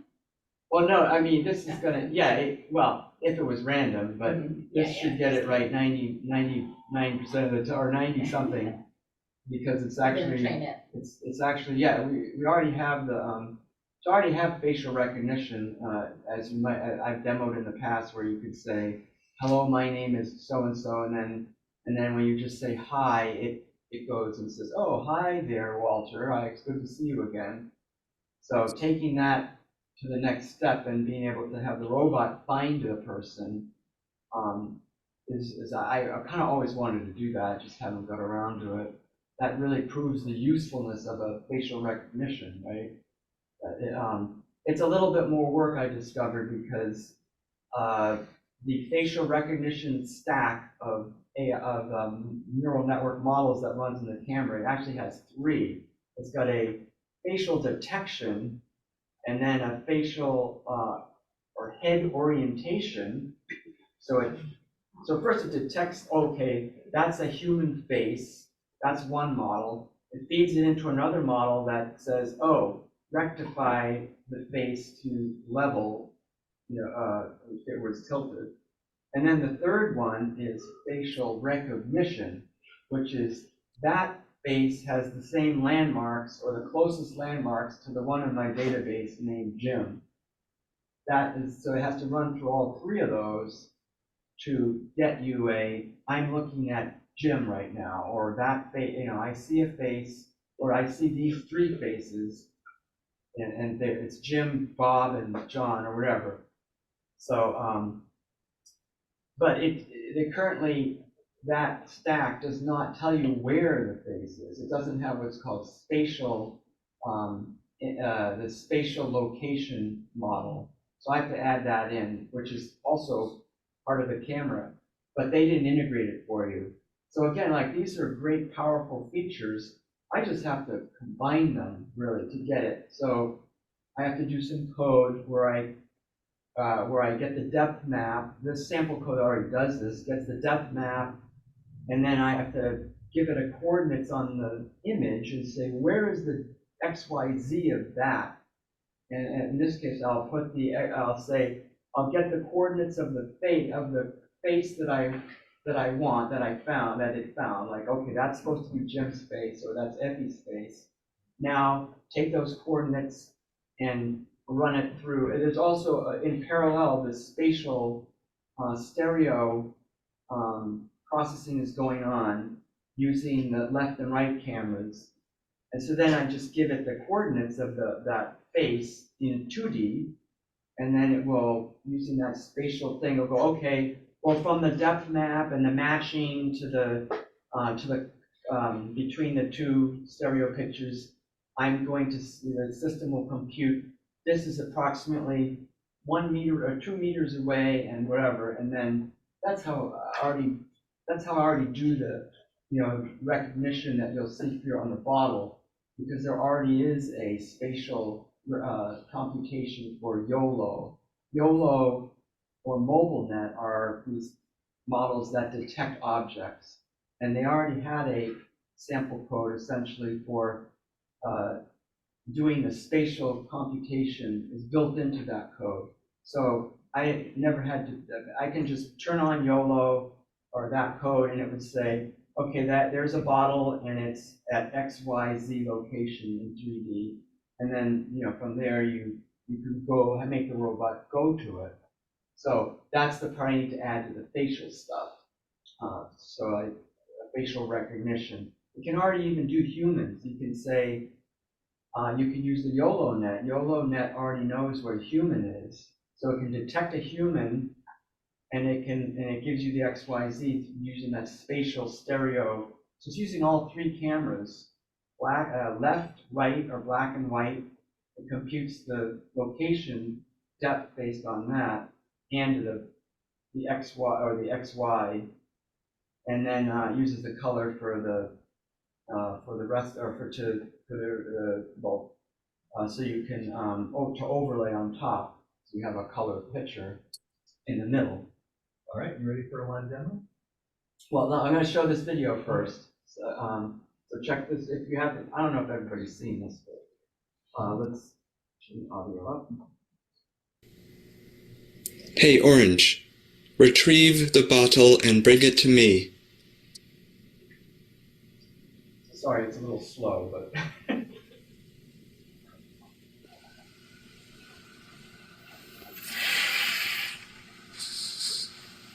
Okay. I'll search for a bottle and bring it back to you, Jim. No, it says Jim, but it doesn't, it's not using facial Okay. programs.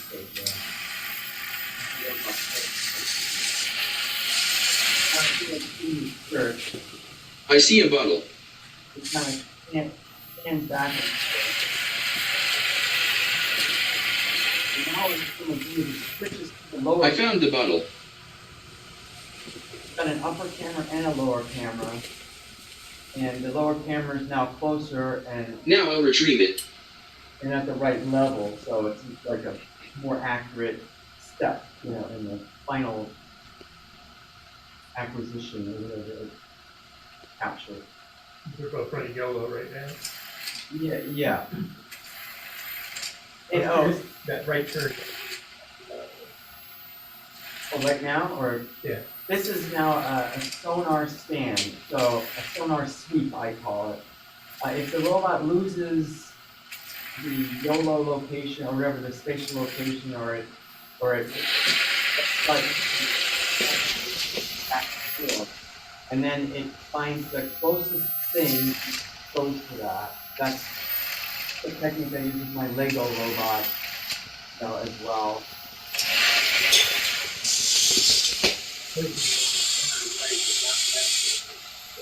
It's supposed to go back and forth. I have the bottle.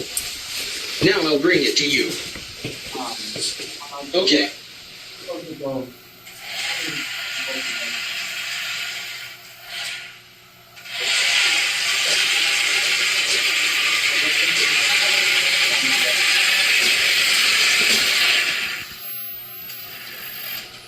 Jim, I have a bottle for you. I'm releasing it now.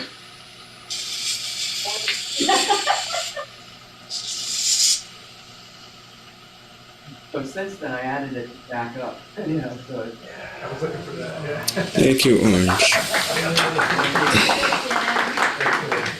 Do you have some old videos of it trying to do something similar? oh yeah, well, Job well done.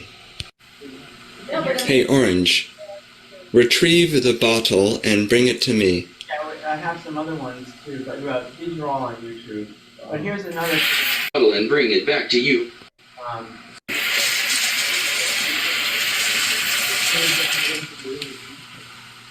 It does. I see a bottle.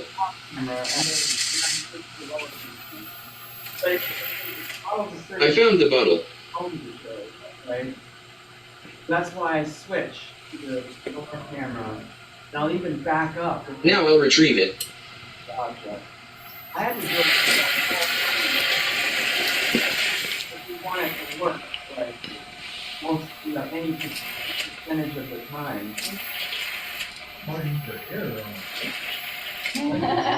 yeah.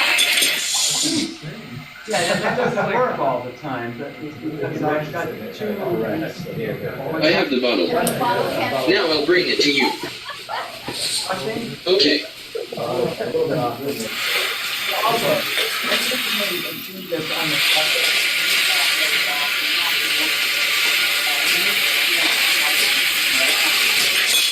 But I'm not gonna kind of roll it in. Oh. Jim, I have a bottle for you. I'm releasing it now. I know, really? Thank you, Orange. You're like a cat that brings you little dead mice. Yeah, They're that's like, I got a exactly bottle for how- you, Gene. A gift. Open CVS. Yeah, yeah, using, well, this camera gives you, it has, you can use, you always OpenCV, and also it uses this AI spatial, it's stereo, it's doing stereo disparity, Yeah. you know, and it uses a fusion model in there that will figure it out for you it has pattern matching. All that is processed on board the camera, and so it does it's like YOLO detection with stereo fusion, stereo inference fusion, using one, well, it only uses, it uses both to find the stereo, but it's only, but the actual, what do you call it, the detection is monocular. So there's another mode where it can do stereo detection with true boxes, and it's even more accurate. I haven't even used that feature. I still haven't used all the features of this camera. It's like it goes on and on and on. But normally it's a monocular rectangle essentially of the object, and then the stereo pictures of black and white disparity is used, and then it computes. Yeah, the other one, well, if you want to see like, let's see, where is my, the grab bottle test. Okay, I'll search for a bottle. This one was before where it was just not. Okay, just I see a bottle. back. And you see like there's a little picture of the robots. I found the bottle. This is the same thing. I'll skip through it. The bottle.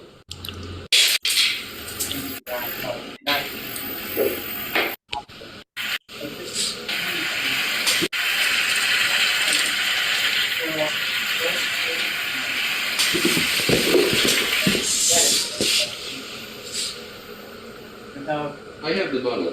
first I'll bring it back. pushing, so you can be behind I'm going to the origin. a smooth surface there. So Right. it's been developed for. There's your damn bottle, man. I like how it tells you what it's gonna Yeah. I'm going to the origin. Right. Your bottle is. I know.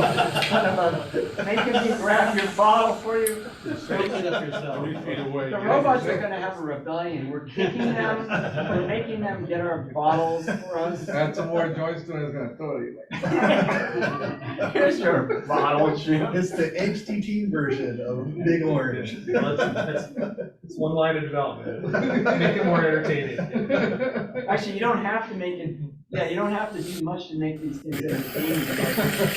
But you saw my actually the blooper reel was the most popular video in this collection. If you look at my Robot to do it, you have to detect the fail, and then you can say something funny. Have the robot say something. yeah, like I don't know if you saw the where is it, the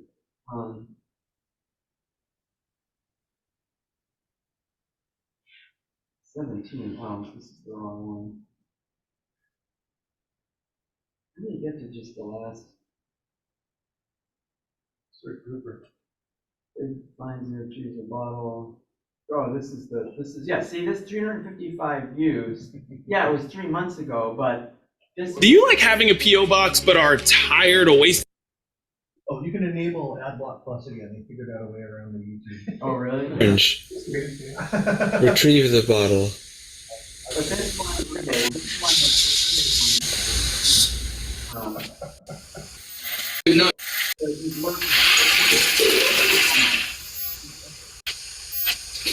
Not get the. Sorry, I could not get the bottle.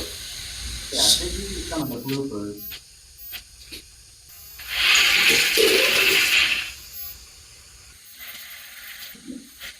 I sped the video up here, but they're like. Sorry, I could not get the bottle.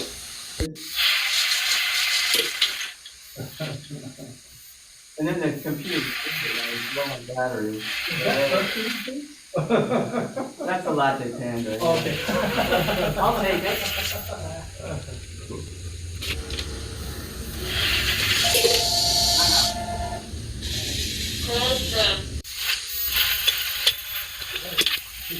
Yeah, just follow a line and then had to pick it up. Oh, And you bring the contest back. Yeah. You know, Jim, for the purposes of this exercise, you could probably temporarily take off the tray and the top. More information. Yeah, I mean, so the way, yeah, that's an idea. I didn't even think of that. I'm just trying to do it with what I had, but essentially what I do is, I assume the bottle's gonna be kind of far away. Intersect with a lot of the topics. And so I use the top camera to first the bottle, right? And because it's up high, but also the top camera can do pan. So like you saw in the beginning of the well, of all of these, including the one where it's in my. This was done in the carpet, in fact. But if you watch, as it's moving.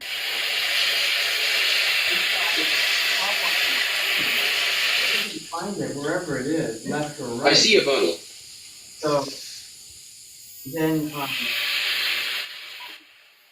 then it then goes, it plots the location of it and drives up within a, Now I'll retrieve it. and a half or something. Then it switches to the lower camera, and the lower camera has a very clear view, unobstructed, and it can see right up to the, as right up to you get really close.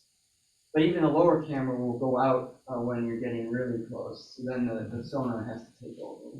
So it's a kind of a progression of sensors. Top camera, where you don't know where the bottle is, left or right.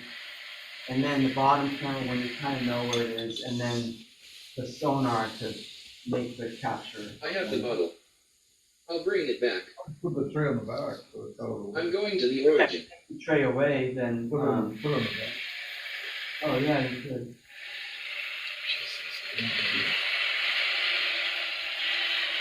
Yeah, and then have two.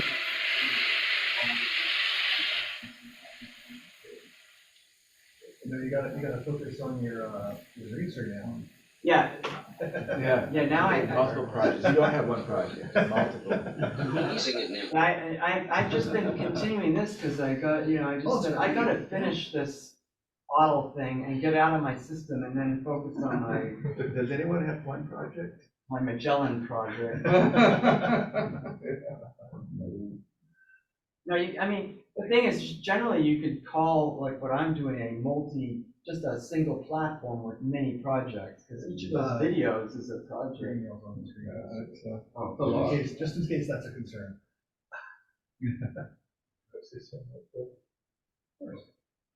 Hi, everyone. So I was clearing out my junk last month, and well, there's a little story. About 35, 40 years ago, a friend of mine that works for a special effects house up in LA came to me and said, "Can you build me a Jacob's ladder?" Cool. So I went and I bought 3 Geon sine transformers, and it turned out I only needed 1, and these other 2 have been sitting around my pile of electronics crap for about 35 years now. No way.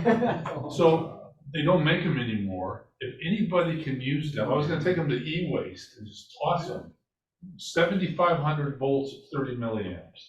They make a great Jacob's ladder. It was awesome. Oh, you mean It goes. You mean you just have to get the Yeah, you rods. have to get those, and you want something between you and it when you're experimenting. Why is that? It's only what, 17,000? 7,500 volts. 7,500. So if anybody wants these, please take them. I just hate it. They're worth a couple $100, so if you just have an eBay sales you do, I just hate to throw them in e-waste. So Please, somebody take them. No? Okay. Well, if you're gonna throw them away, I'll take them and then. Carl, you're welcome. Carl, you have some more bin space. Try to sell them. I was thinking we were talking about bringing people to the garage, we should put a giant one up over our table. Yeah, I built them in high school, they're very cool. Oh, yeah. Oh, by the way, they are, this is basically a big block of copper. Yeah. Oh, so those can't die, they can. No. They're like indestructible. They're just real So 30 transformers. years, 30 years, 60 years. I work with these high school kids. Oh, that would, I don't want to be responsible. no, like I said, put a big piece of plexiglass. Yeah, You All right, and well, it. I'll check them out, either donate or sell. I was gonna say, yeah, you're selling Well, stuff let on me know if I do, I'll eBay, feel let you free. know. You're gonna do Like I this. said, I just did not We can want do to it cost after because they everybody do not is- make them anymore. So while Jim sets up his demo, I wanted to do just a very quick Anyone else want to sell them? I guess demo of some of the latest AI image generation stuff. So let me show you the screen real quick.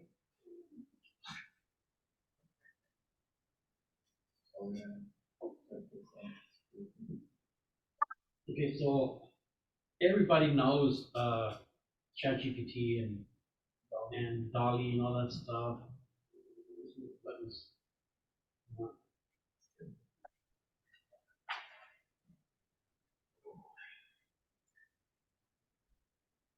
And you can ask it for whatever. So if I were to ask DALL-E for a humanoid robot head, it gives me these awesome renderings. And then like, okay, so I want to build a humanoid head. To do that, I would need to take this and try to model it myself in something like Blender or Fusion, which would probably end up looking like a potato. There's no way I can get anything near this. So if I were to, there's a new tool called Llama Genie. If I give it, it also does high res, but it takes longer. If I were to take this same prompt into this new service, it is free, by the way, at least for now. It gives me a 3D file, or actually 3 or 4 files for you to pick. You can take, like, say, whichever one you want. And this is a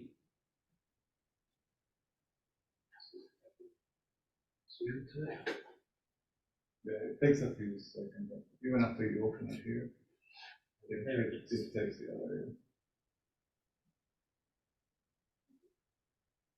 So from this, I can take this into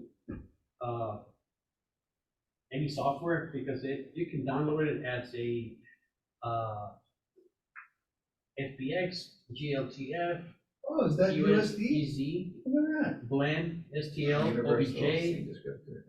So all these different formats, you can download the file and do whatever you want with it. You can take this, I wouldn't need the neck, so cut that off, fire it out, and do all my internals with a head that's, relatively good. And cut me a bunch of hours and a lot of trying to model a humanoid head on my own. So, this is doing what ChatGPT or DALL-E is doing for image, 2D image generation. Now it gives you a 3D model. That's Genie. Yeah. Just put the link in chat. You guys were just talking to me about lunch, right? That's at lunch, right? Or before at the beginning of the day. Yeah. This. Oh, and Walter was talking about, this comes out as an OBJ model or something? That's, It gives you all kinds of different, I'm gonna get my 3D printers going again. so if you try to, 2 weeks, they'll perfect it. if you Oh, try it's to a little bit. like give it like a whole I say, a whole robot, it probably won't be as good, but you need to go in pieces, like, give me the head. Give me the, I don't know, finger, hand. right arm. Give me a hand, or, And, you know, you build it all together, all the pieces. The It's, beginning, like, well, I don't know if they'd all You can fit take together. this. this is number one, step one. Just remember how simple Dolly was. I know, Yeah. exactly, yeah, wait a couple of years. You Oh, I take this see. and It's a little hollow it rough out. right now. Yeah, that's right. Yeah, you take this, hollow it out, cut it up into whatever pieces you I need, know, right? Yeah. and you have a really good, Yeah. you know, starting point. But you're getting a 3D object that's pretty nice Yeah, looking. yeah. Yep, different formats. I wouldn't try to make a whole robot out of it yet. I mean, that's a big task. But just 2 or 3 more papers down the line. That's right. Right. Yeah, just wait a month. You'll be writing armies of robots at that point. By the time you catch up with all your tabs that are in there. I've seen your tabs. I'm using my hearing aids with Bluetooth. What's that? Is that John? So this is the standard resolution that it gives you, but if you want a high resolution, you just ask it for a high resolution, or you can just select it from here somewhere. Oh, yeah, it's low. It takes a lot longer if you want a high resolution. Oh, the mesh, yeah. Yeah, so make high res, and it takes a lot longer if you want a high res. And it's free. Yeah. It's pretty neat, just for little one-offs that you might want. Mainly for artistic purpose, though. Like, if you want to fit a part, you're gonna have to do it. No, Yeah, no, yeah. Just for like something like a head, I would never be able to model this. No, if it's something organic, this is probably really good. Like, if I want a little figurine that's some sort of monster, or you know, it'll. But if you want, like, I want, 11 by 13 by 12 millimeters with a hole at this point, that's. No, that you have to do that yourself. That's not This there yet. this will give you like a good starting point for something that you can't model yourself, I guess. D&D figurines. Yeah, DoD, or like little, Custom, yeah. like you want to say, like I want a little model of a house that fits into my little train station or my little village, Christmas village. It'll do things like that. Creative side. Yeah. Maybe even multicolor. It looks like it can handle an MMU printer, like a multiple, color. I don't have that MMU edition. I've never gotten into that, but for artistic reasons, for people that want, to make nice models with color, to do it. So yeah, I stumbled onto this and I've been playing with it, and I mean it's decent. It's a good starting point, and the best thing is it gives you the 3D file that you can take to whatever software you want to use and make it bigger. Yeah. You can bring it into OBJ, so you could bring it into Fusion 360 and do some modifications if you want. It gives you actually a Blender file if you want to Blender. to And that's even better than just a mesh, right? Yeah, the Blender file would include color, I think. Oh, color, but it's still messed up. It's a mesh, but you can do mesh editing, and I had to do that a lot to when I want to modify somebody's OBJ, I bring it in and use the Fusion 360 convert mesh to whatever that converter thing, so you can at least poke holes in it and do stuff. Yeah. Well, that was pretty Mesh much to all I body had. or something. Yeah, Wanted to show mesh this. the body. Nice, thank you. All right, am I next? No, brightness. Oh, excellent. Okay, mine's very quick. It's this little, if you go into the LiDARs, this is the RP LiDAR C1. Oh. It was $69 from China. That's the one you commented on. It's a time of flight LiDAR. It does 0.79 degrees, so it's 500 points this way and about 10 times a second. About 1.5 centimeter resolution. And the reason I even got it is I got the old LiDAR that I paid, I don't know, $500 for or something. It does a triangulation and it can't see cones. So we have these traffic cones, but they're shining. and shiny is not good. Interesting. And I mean, I can see it, but it's like really only when it gets close and I can't see the shape of it. This thing, I can see the cones from, you know, a good 10 feet and still see the shape of a cone. Oh, okay. Because it's- Yeah, 2D? 2D, yeah, Okay, 2D. got it. It's only 2D, but for something like your project, so, I don't know, $70, if that's your price point, put it down at the bottom of your robot, you've got another sensor, you know, so. And is it better that, the standard LiDARs like A1, A2, and Slamtech, those are not, is that the kind you had a problem with, the standard? Right, so those Those are those have really great angular resolution, and even I think resolution of distance. pretty good. But because of the triangulation, there's other problems you have. Because it's just using triangulation, not time of flight. Right, and so this is time of flight, so that's kind of nice. It's actually calculating. But I think people are buying these old Nieto vacuum cleaner LiDARs. This is probably a better bet. Neatobot, or Yeah, it's probably a better bet now because $69. It's just, that's, Look how tiny it is. yeah, and this doesn't spin, the external doesn't spin, it's inside. which is a little nice, so when you know, do this kind of thing, you're not wrecking it. You know, Yeah, you so can't. all the mechanisms are internal on this. That's it, that's the end of the show and tell. But that, yeah, it's an important point, the difference between triangulation, LiDAR, and time of flight, right? Yeah, so this is time of flight, and also, it also handled very close, so I think it's about 5 centimeter minimum Oh, wow. distance, so it's Okay. very close to handle. That's closer than the Yeah, the triangulation. triangulation, you need a certain distance in order to see it with both the camera and the laser. Infrared, right? Yeah, I It think seems like it so. has to be It's either red. infrared or red. I think it's infrared. It's supposed to be safe and all that good stuff, but you can't see it when it's spinning, so. So yeah, triangulation calculates the angle at which the outbound beam returns to the sensor. Right, So yeah. you send out one, and, well, there's two things, there's a receiver and a There's a transmitter. laser. It For sends- those, there's a laser and a small camera. Yeah. And so the camera sees where the dot is. Maybe it's a one-dimensional camera also, but Yeah. you can see, and depending on which pixel is lit up, which means the further away something is, the less resolution you have. Time of flight would be, I think, the resolution is fixed depending on, you know, regardless of distance. So, yeah, It's just time, What's right? that? Just it's just measuring time. The triangular one is, it's parallax, really, right? Yeah, It's yeah. because of the offset between the transmitter and receiver, I mean, and that's Yes, it. yeah. So this is just time. As it Just says, there's time. a third kind, a phase shift scanner. That's yet another one. I have no idea. No. Spaceship, how they get the time maybe? They're saying phase shift scanners measure the phase difference between emitted and reflected signals. So that's not the same as triangular. So like a sine wave or something like that. It's not, yeah, it sounds like it just stays on. It stays on. Yeah, that's another one. But that's a great deal for. Yeah, it's really cheap and it's small too.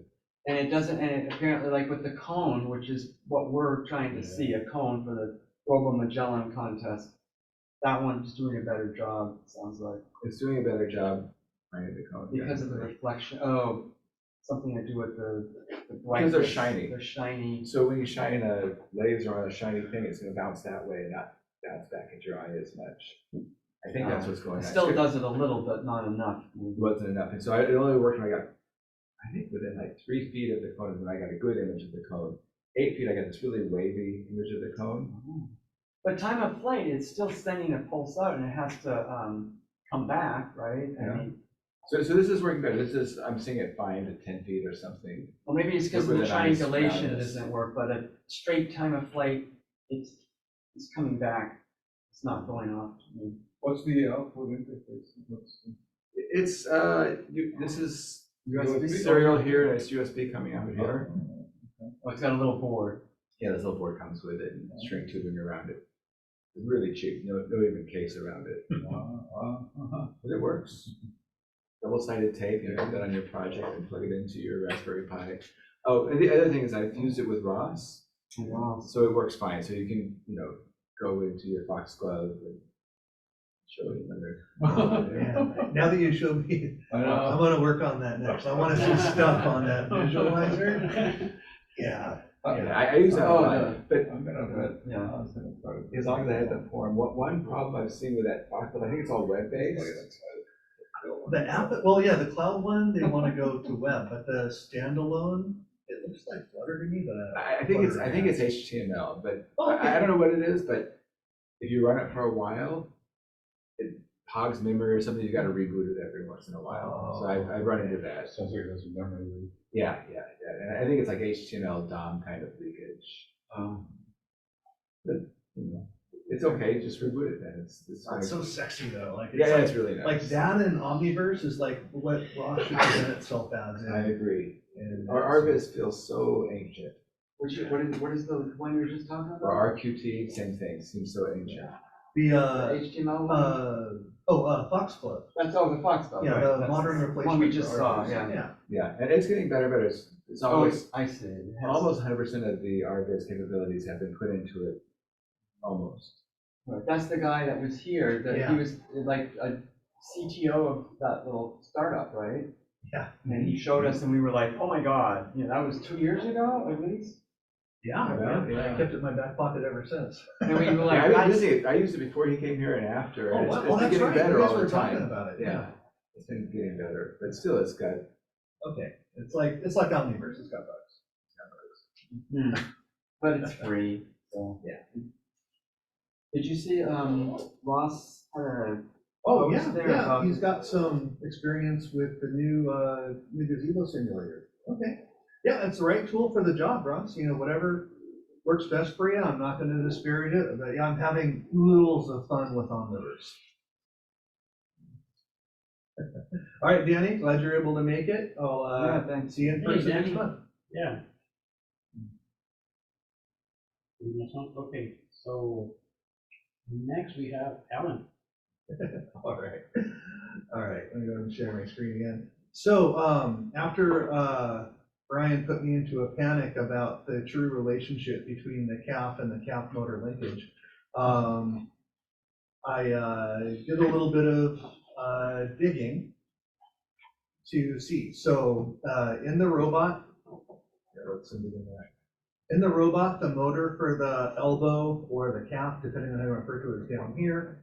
So there's some type of a linkage from pivot 1 to pivot 2, and what's the nature of that pivot? I've naively set up the joint with a 1-to-1, meaning if I turn this joint 5 degrees, the calf moves 5 degrees. But that may not be the way the real robot works. So, to the internet we go. And in the repair files for the Go2, they have a calf teardown.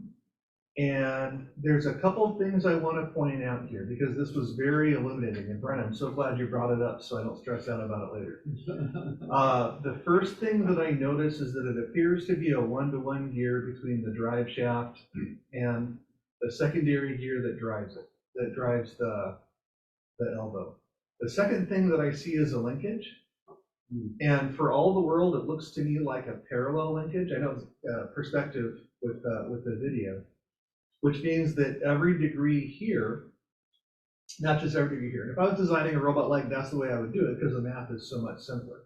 So with reasonable certainty, I can say that if this motor turns 1 degree, that the elbow turns 1 degree as well. So whew, thank goodness, I don't have to worry about that.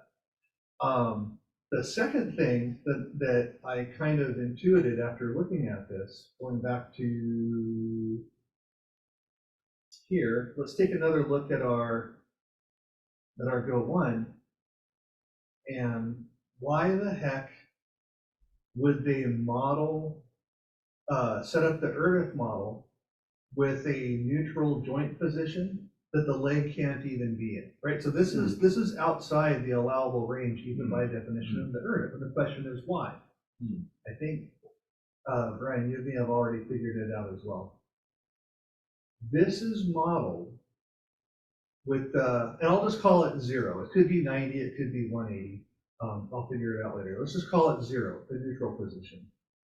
This is modeled based on a hypothetical minimum position of this linkage such that the linkage, it's always parallel, but the linkage is coincident with the imaginary line connecting So it. it's perfectly, That's the neutral, when this lever is all the way up here on top. And so this gives me more information to update my model to match the real dog, so there's one less hurdle. So we solved a couple of mysteries. Brian, thank you for bringing that up. I'm very excited. oh, when it's up at the top, not at the bottom. Hypothetical, it's not possible to really reach that. The real dog would bind well before that, but in the physics and simulation, that is the hypothetical neutral position. Makes sense. And then its allowable range is more. Yeah. You don't have to have the neutral position be within the range of the actual, No. usable. Yeah, you just have to agree on what that number is, and it's super, everything is easier if your simulator module has the same setup as your physical profile. All right, that's it. Just wanted to share with you guys. Thanks. Okay, believe good, next. Oh, Carl. All right, should I try to present? Okay, I've never done this before.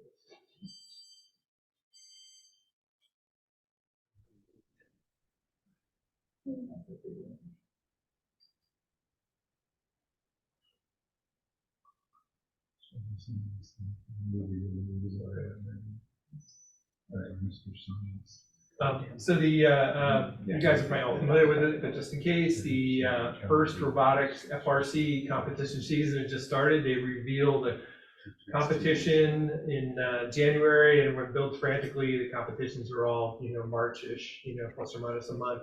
There are thousands of teams around the country, and I'm mentoring the one here at Sado, a block away from here. There's 4 teams in Long Beach, so we got Sado, CAMS, those are both science and mathematics focused schools here in Long Beach. And then Poly has one, Poly's like a high school, and then there's another high school, sorry. Anyway, so 4 in Long Beach, there's tons around.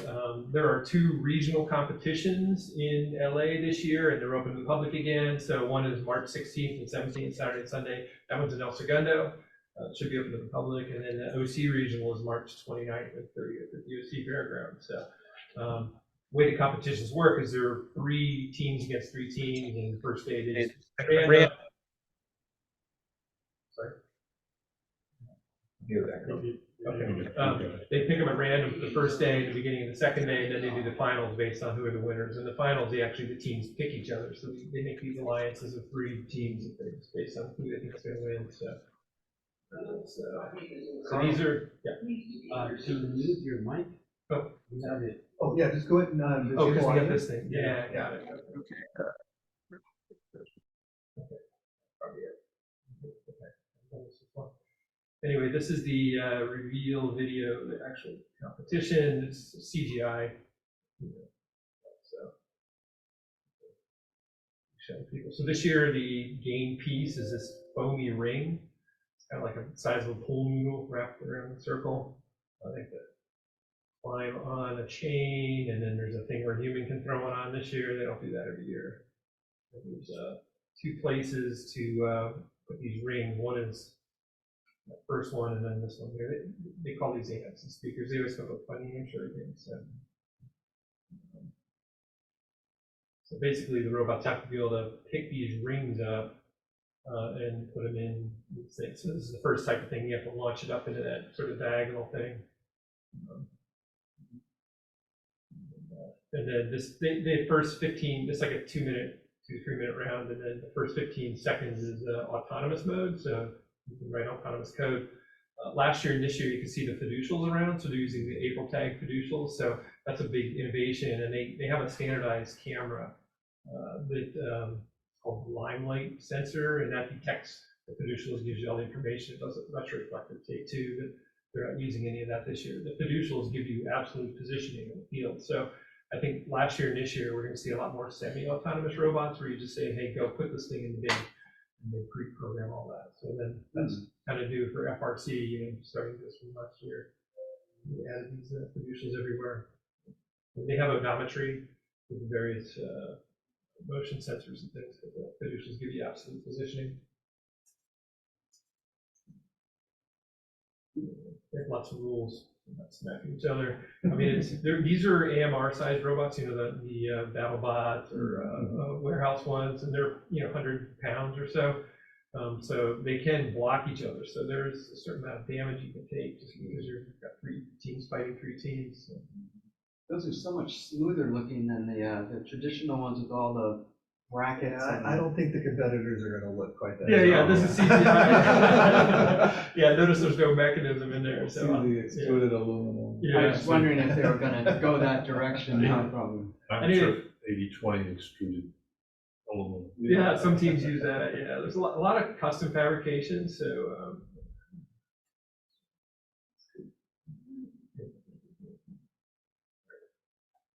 Sorry, I got the,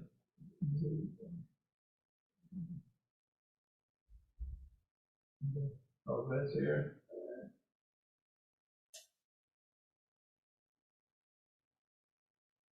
I'm sorry.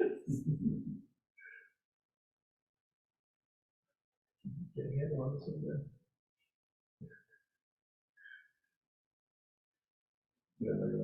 So each team is gonna have 3 robots this year? No, each team does 1 robot, and then they basically pick 3 teams at random. Okay. Yeah.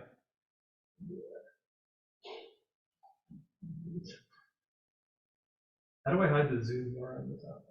I want to get to another tab. Oh, you can drag it somewhere else. Drag just to it. get it out of your Okay, way. sorry. Drag it in. Yeah, just click on the green part. and drag it There we go. somewhere else. Okay, there we go. Sorry about that. That was before I said that. All right, so there's a couple teams that go real quick with their production, just to show how things might be done. So I thought a couple hands on. I'm sorry, so I was talking, so 3 teams. So all the teams are there. The preliminary stuff, they just pick 3 teams at random. They say, you're the red group, pick 3 teams at random, you're the blue group. They fight each other, and then whoever wins gets points. And then the last day, what they do, the middle of the last day, they say, okay, all the teams with the most points get to pick actual alliances. So the highest scoring team gets to pick the next 2 in the whole process. We pick the teams, and then you're into the finals. And these are the 2 I mentioned in LA and OC. Those are regional ones, and then the winners of the regional ones go on to the national competitions. Routine. So this is an example of picking it up under the bumper. There's a lot of debate on whether that's a good idea or not, because if you don't hit it right, you could go under your wheel and jam up your robot. Versus like picking it up with a grabber or shoveling, yeah. So you can see, it's, you know, some teams use the T-slot. A lot of them just do custom fabrication, a lot of CNC machining. So Sato doesn't have that in the robot. The robot team at Sato, they have a machine room, and then they also have, like, since it's a engineering math school, they have a shop with the CNC out of it that you can use yourself up.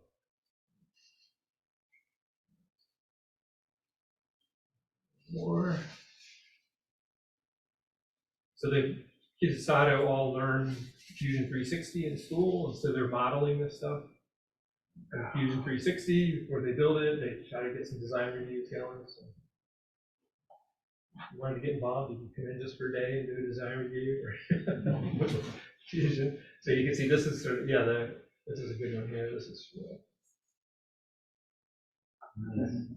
yeah. So it's these intake rollers. All the games are kind of a combination of rollers.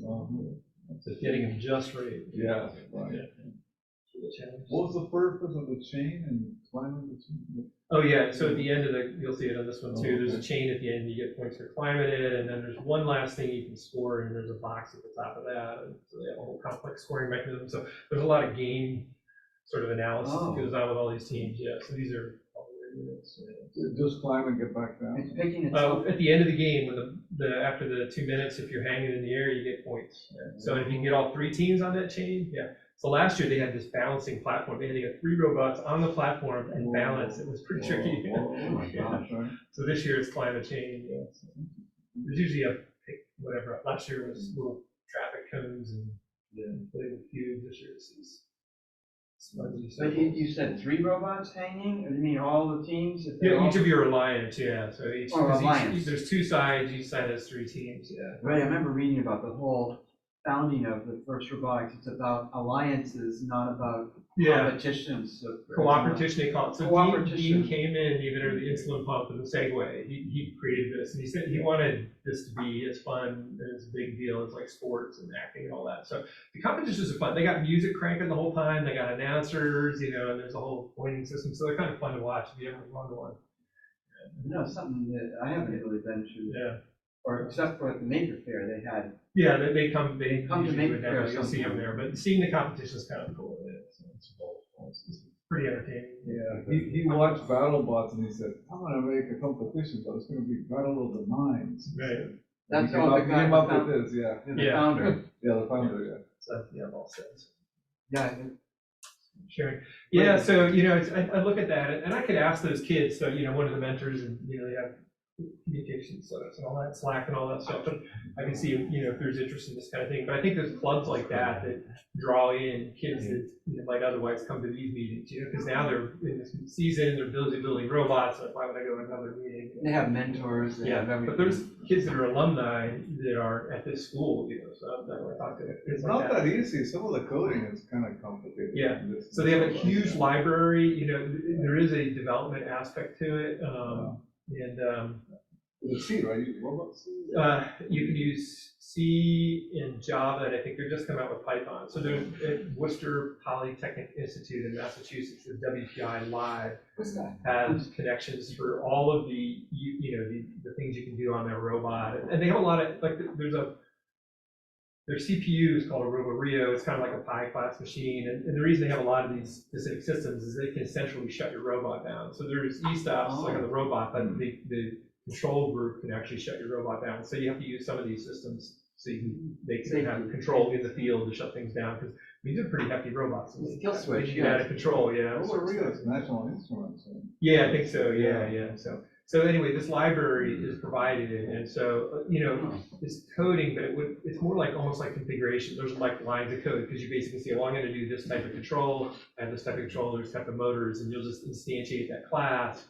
And it's even to the point where if you're reading a controller and then running a motor, you don't even have to do any conversion, arithmetic to translate the units, because they know what the controller range is, they know the motor range, and so you just call the function to get the reading, and then you just call the function to send to the motor. So it's like, as a robot programmer, it always disturbs me not seeing it. Like, where's the translation? That happens. Yeah. I'm surprised they didn't force you to use LabVIEW.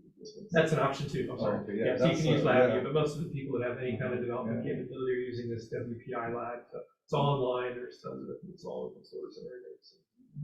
So the autonomous used to be 30 seconds, right? I think it's 15 or 15 seconds yeah, at the beginning. 15 out of 2 minutes. That's the current, and it's going to change. You're saying, is it increasing? No, they're not changing that part. So the Oh. autonomous mode is still, fully autonomous. In the past, it was kind of like nobody could handle it, so but they didn't do much, but they're getting better. I mean, Oh, the autonomous mode in the past couple of years, they're like going and picking up pieces and storing them. But yeah, you only have 15 seconds or so. Yeah, so I don't know if they'll change that. But what I was saying is that because they put the fiducial on the course, you can do semi-autonomous, where you just have a button that says, you see that ring, pick it up, or I'm in front of a target, just go and drive up, center yourself, put it in the target. It's just like what you're doing with Big Orange, where you're trying to find the bottle and put it in. Is exactly the same thing. Oh, so there is, well, that's, I mean, in other words, they could get it down to a button that says find this fiducial and then grab the thing. Right, if you have a strong enough development. So if you have the coding, you could do that. Whereas before it was pretty much mostly remote. Exactly, it was almost always teleop mode. Teleop. So it's autonomous mode and teleop mode is legitimate. But like I said, I think more and more they're going to be going semi-autonomous. That's what, of course, we would be in. We are fans of, because the whole thing is like 2 minutes and something. Yeah, they're very quick. 15 seconds out of it. 2 or 3. It's only 1/5 of it is autonomous or something. Yeah, it's very fast. Yeah, but you get extra points. So if you can score in the autonomous mode, make extra points. Intense. It's a pretty intense. I went to one and it's pretty intense. I think I've only been to the Maker Faire one, but maybe I'll try to go. Yeah. As far as I know, they're free and open to the public. So. But there are different locations around the city. Yeah, the LA Regional is up in El Segundo, and the OC Regional is at the OC Fairgrounds. Having the one on Huntington Beach again? OC? The OC Fairgrounds, they moved around. Like the LA one used to be like, there was one here for a couple of years, Pyramid. Well, the pyramid. I went to one in Long Beach, at the Convention Center, in LA Coliseum with the LA Sports Arena. Now it's at this high school in El Segundo, so that's the LA one. And then, LA is so big, we have multiple ones. A lot of towns are driving hours to pick one, but here we have 2 regional ones. Yeah. And then there's some, if you go to like Santa Barbara, Ventura, there's some up there too. Probably one in the desert somewhere. So the first day is all the random selection qualification rounds, and the beginning of the second day. So the second half of the second day is all the best teams are all competing. So It says March 27th to 30th in the Orange County Regional. Well, so it's the first day is just like loading in and testing. So what you want to go for is the last 2 days. So the OC Regional is a Friday and a Saturday. So Friday and Saturday. Yeah, and the LA is Saturday and Sunday. The reason why the OC Regional is a day early is because 31st is Easter Sunday. So. Oh yeah, don't do that. Okay. Anyway, if you want to help out even for a few hours or see a build and all that stuff, just let me know. Right here. Team around the corner. Shadow. Around the corner. Yeah. Right here. Literally around the corner. Oh, they're in it. Yeah. That's what that's the one I'm mentoring. I'm mentoring the Sato team. So you're going to be there for that. Yeah, I'll be. I don't usually. I like the competitions; they're not the funnest part. So so I'll be there at least one day at each competition. Maybe one. Trish's son went to that high school. Oh. Yeah, he graduated. It's Long Beach. It's a technical. Yeah, it's like math and science. So Long Beach has 2. CAMS is the big one up at Rancho. Or whatever. That's the big math and science high school, and then CAMS is Sato is the second one. Some high schools around here have much better equipment than we have on this campus, by the way. Like McBride High School, full on CNC shop. High school in Compton, full on CNC, like all modern stuff. And here, things from the 1960s. Oh, really? The student that's 49. There's a student that's a freshman here, so he said, better equipment. So Sato, they, like I said, they all learn Fusion 360, every single kid, and then they all have a shop with CSC. They have use a shop. So plus one for Fusion. And this team is like at the school, but it's actually in the shared science. It's sponsored. They're sponsored. They gave us 3 classrooms. We have a full shop with most of the schools, not CNC stuff, and radio and handhelds and all that, and a classroom, and then one room set up like half that competition field. Have you heard of Don Bosco? It's another technical school. There's one. I've heard of them. I guess LA, and there's one. A friend had just told me about it, and he went and toured it. And incredible equipment they have, full robotics lab and a machine shop. And he was like, asking if I wanted to come and, or I don't know what they'd probably be teaching me, but Long Beach City College offered our robot clubs, by the way. They have nice equipment, and we can go there anytime this week. We never need a part. Machines. If you get asked, I mean, we get things on our list all the time, but if anyone's asking you at the high school level, it's almost always prefers FRC.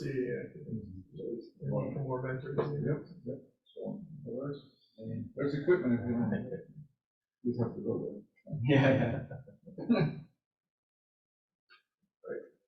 All right, so Mr. Jim, you ready for a little? I can try to give it a shot here. It's outside. All right, boot let's it get up. set up. This is the. I'm all ready. I got it. Oh, you're ready. Yeah. Here we go. Is this gonna be the success reel or the bloopers reel? That's up to. Let's do a success reel today. That's the.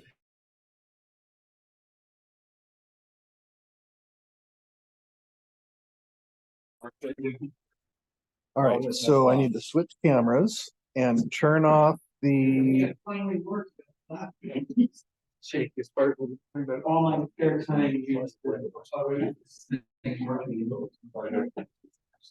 And yes, you can use the command like.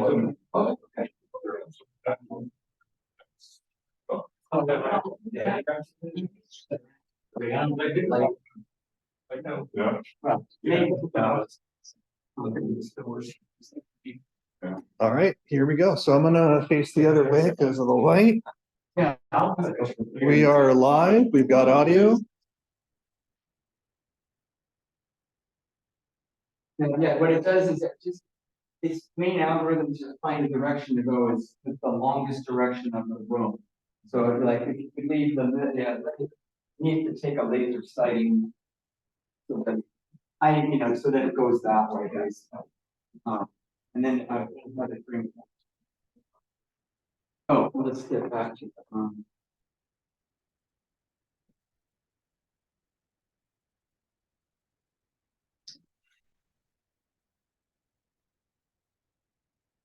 eyes.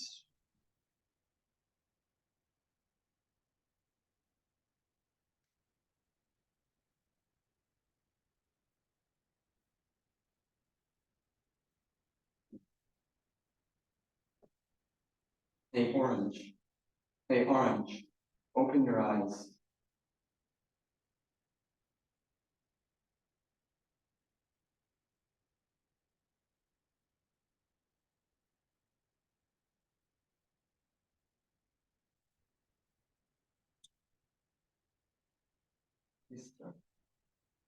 Not just show the eyes.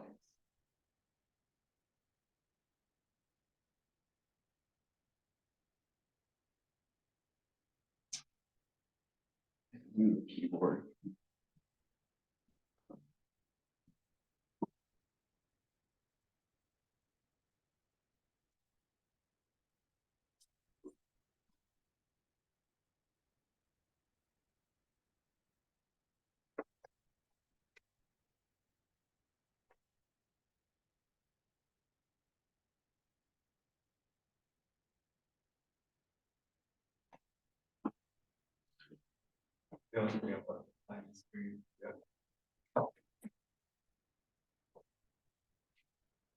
Yeah, that was.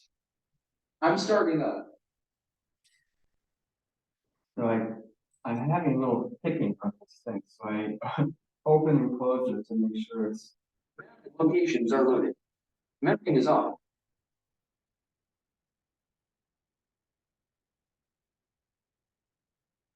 There he is. Yeah. Hello, my name is Orange. Pleased to be at your service.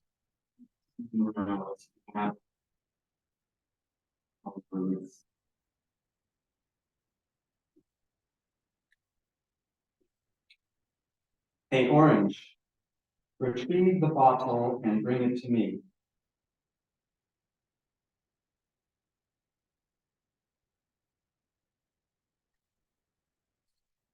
Okay, I'll search for a bottle and bring it back to you, Jim. Okay. It goes that way. No?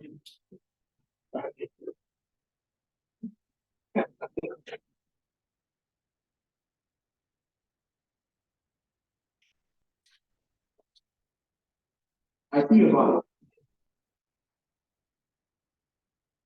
I better stay where I was. I found the bottle.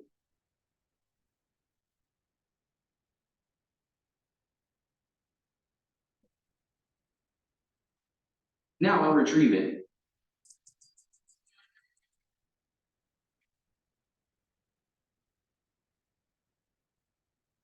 You can do it, buddy.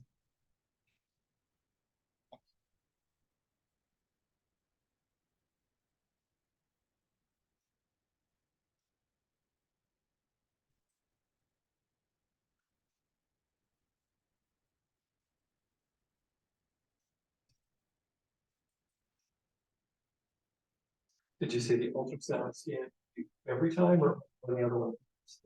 Visions. I'm doing it all the time, really. Although a wire came off, though.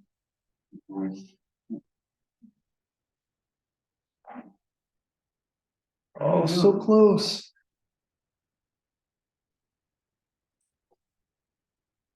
I didn't like having to move it, lock was in the middle there, but let's see if it backs up.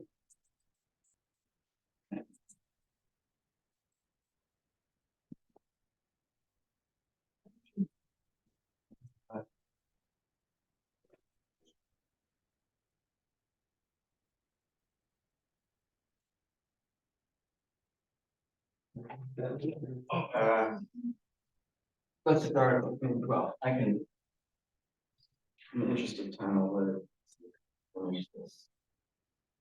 Now it's not.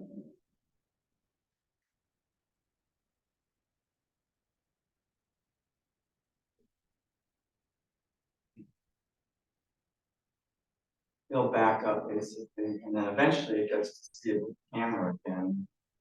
I don't know, there's so many approaches to doing this. It's kind of a lot of engineering trials that you could do. Notice the lower cameras. Sorry, I could not get the bottle. Yeah, let's try again. Oh, either straight or tilted up even. But you were so close.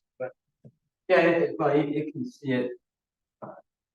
Well, I don't know if I should check. It's very important that the map you see it. But it did load.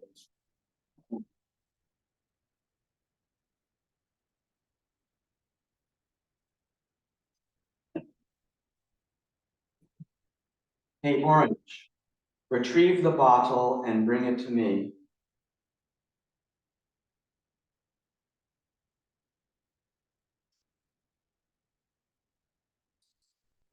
Okay, I'll search for a bottle and bring it back to you, Jim. Okay.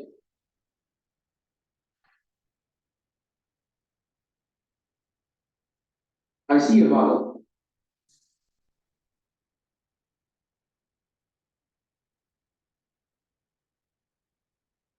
I found the bottle.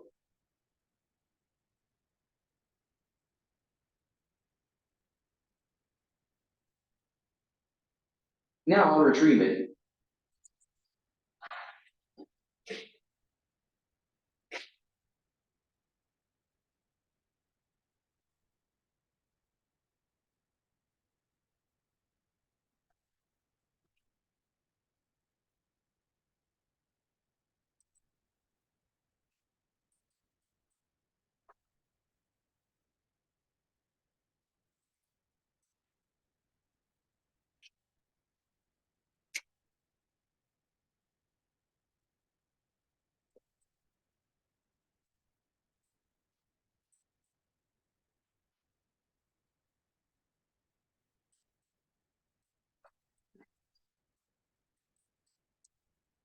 Sure if it's having I think it's having problems with the bottle.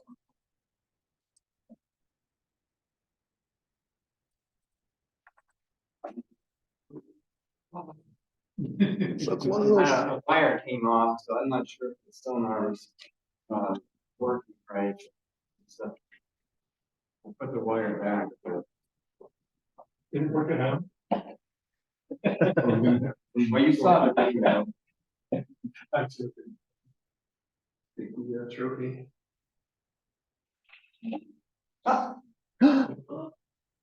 What? Now I'll bring it to you. Where was it? Okay.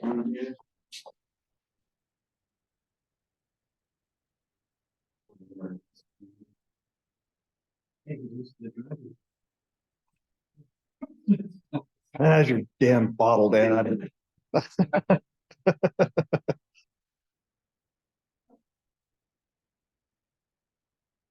Jim, I have a bottle for you.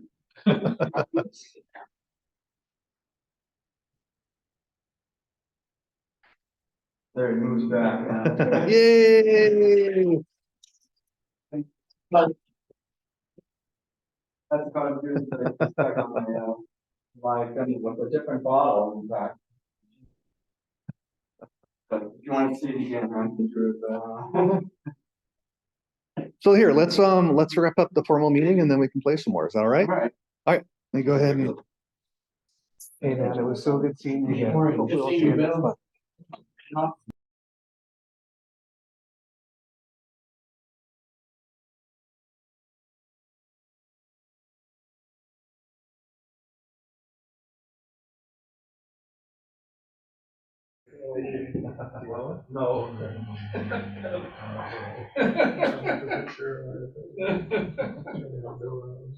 All right, you want to do this one? All right, Not so, another project either. thank you, Jim, for that awesome demo of Big Orange. Thank you. And if anybody else has any other show and tells, and no, otherwise, this will conclude this month's meeting with the Robotics Society of Southern California. Thank you, everybody, for joining, and see you next month. You guys. Buddy. Thanks, Ben.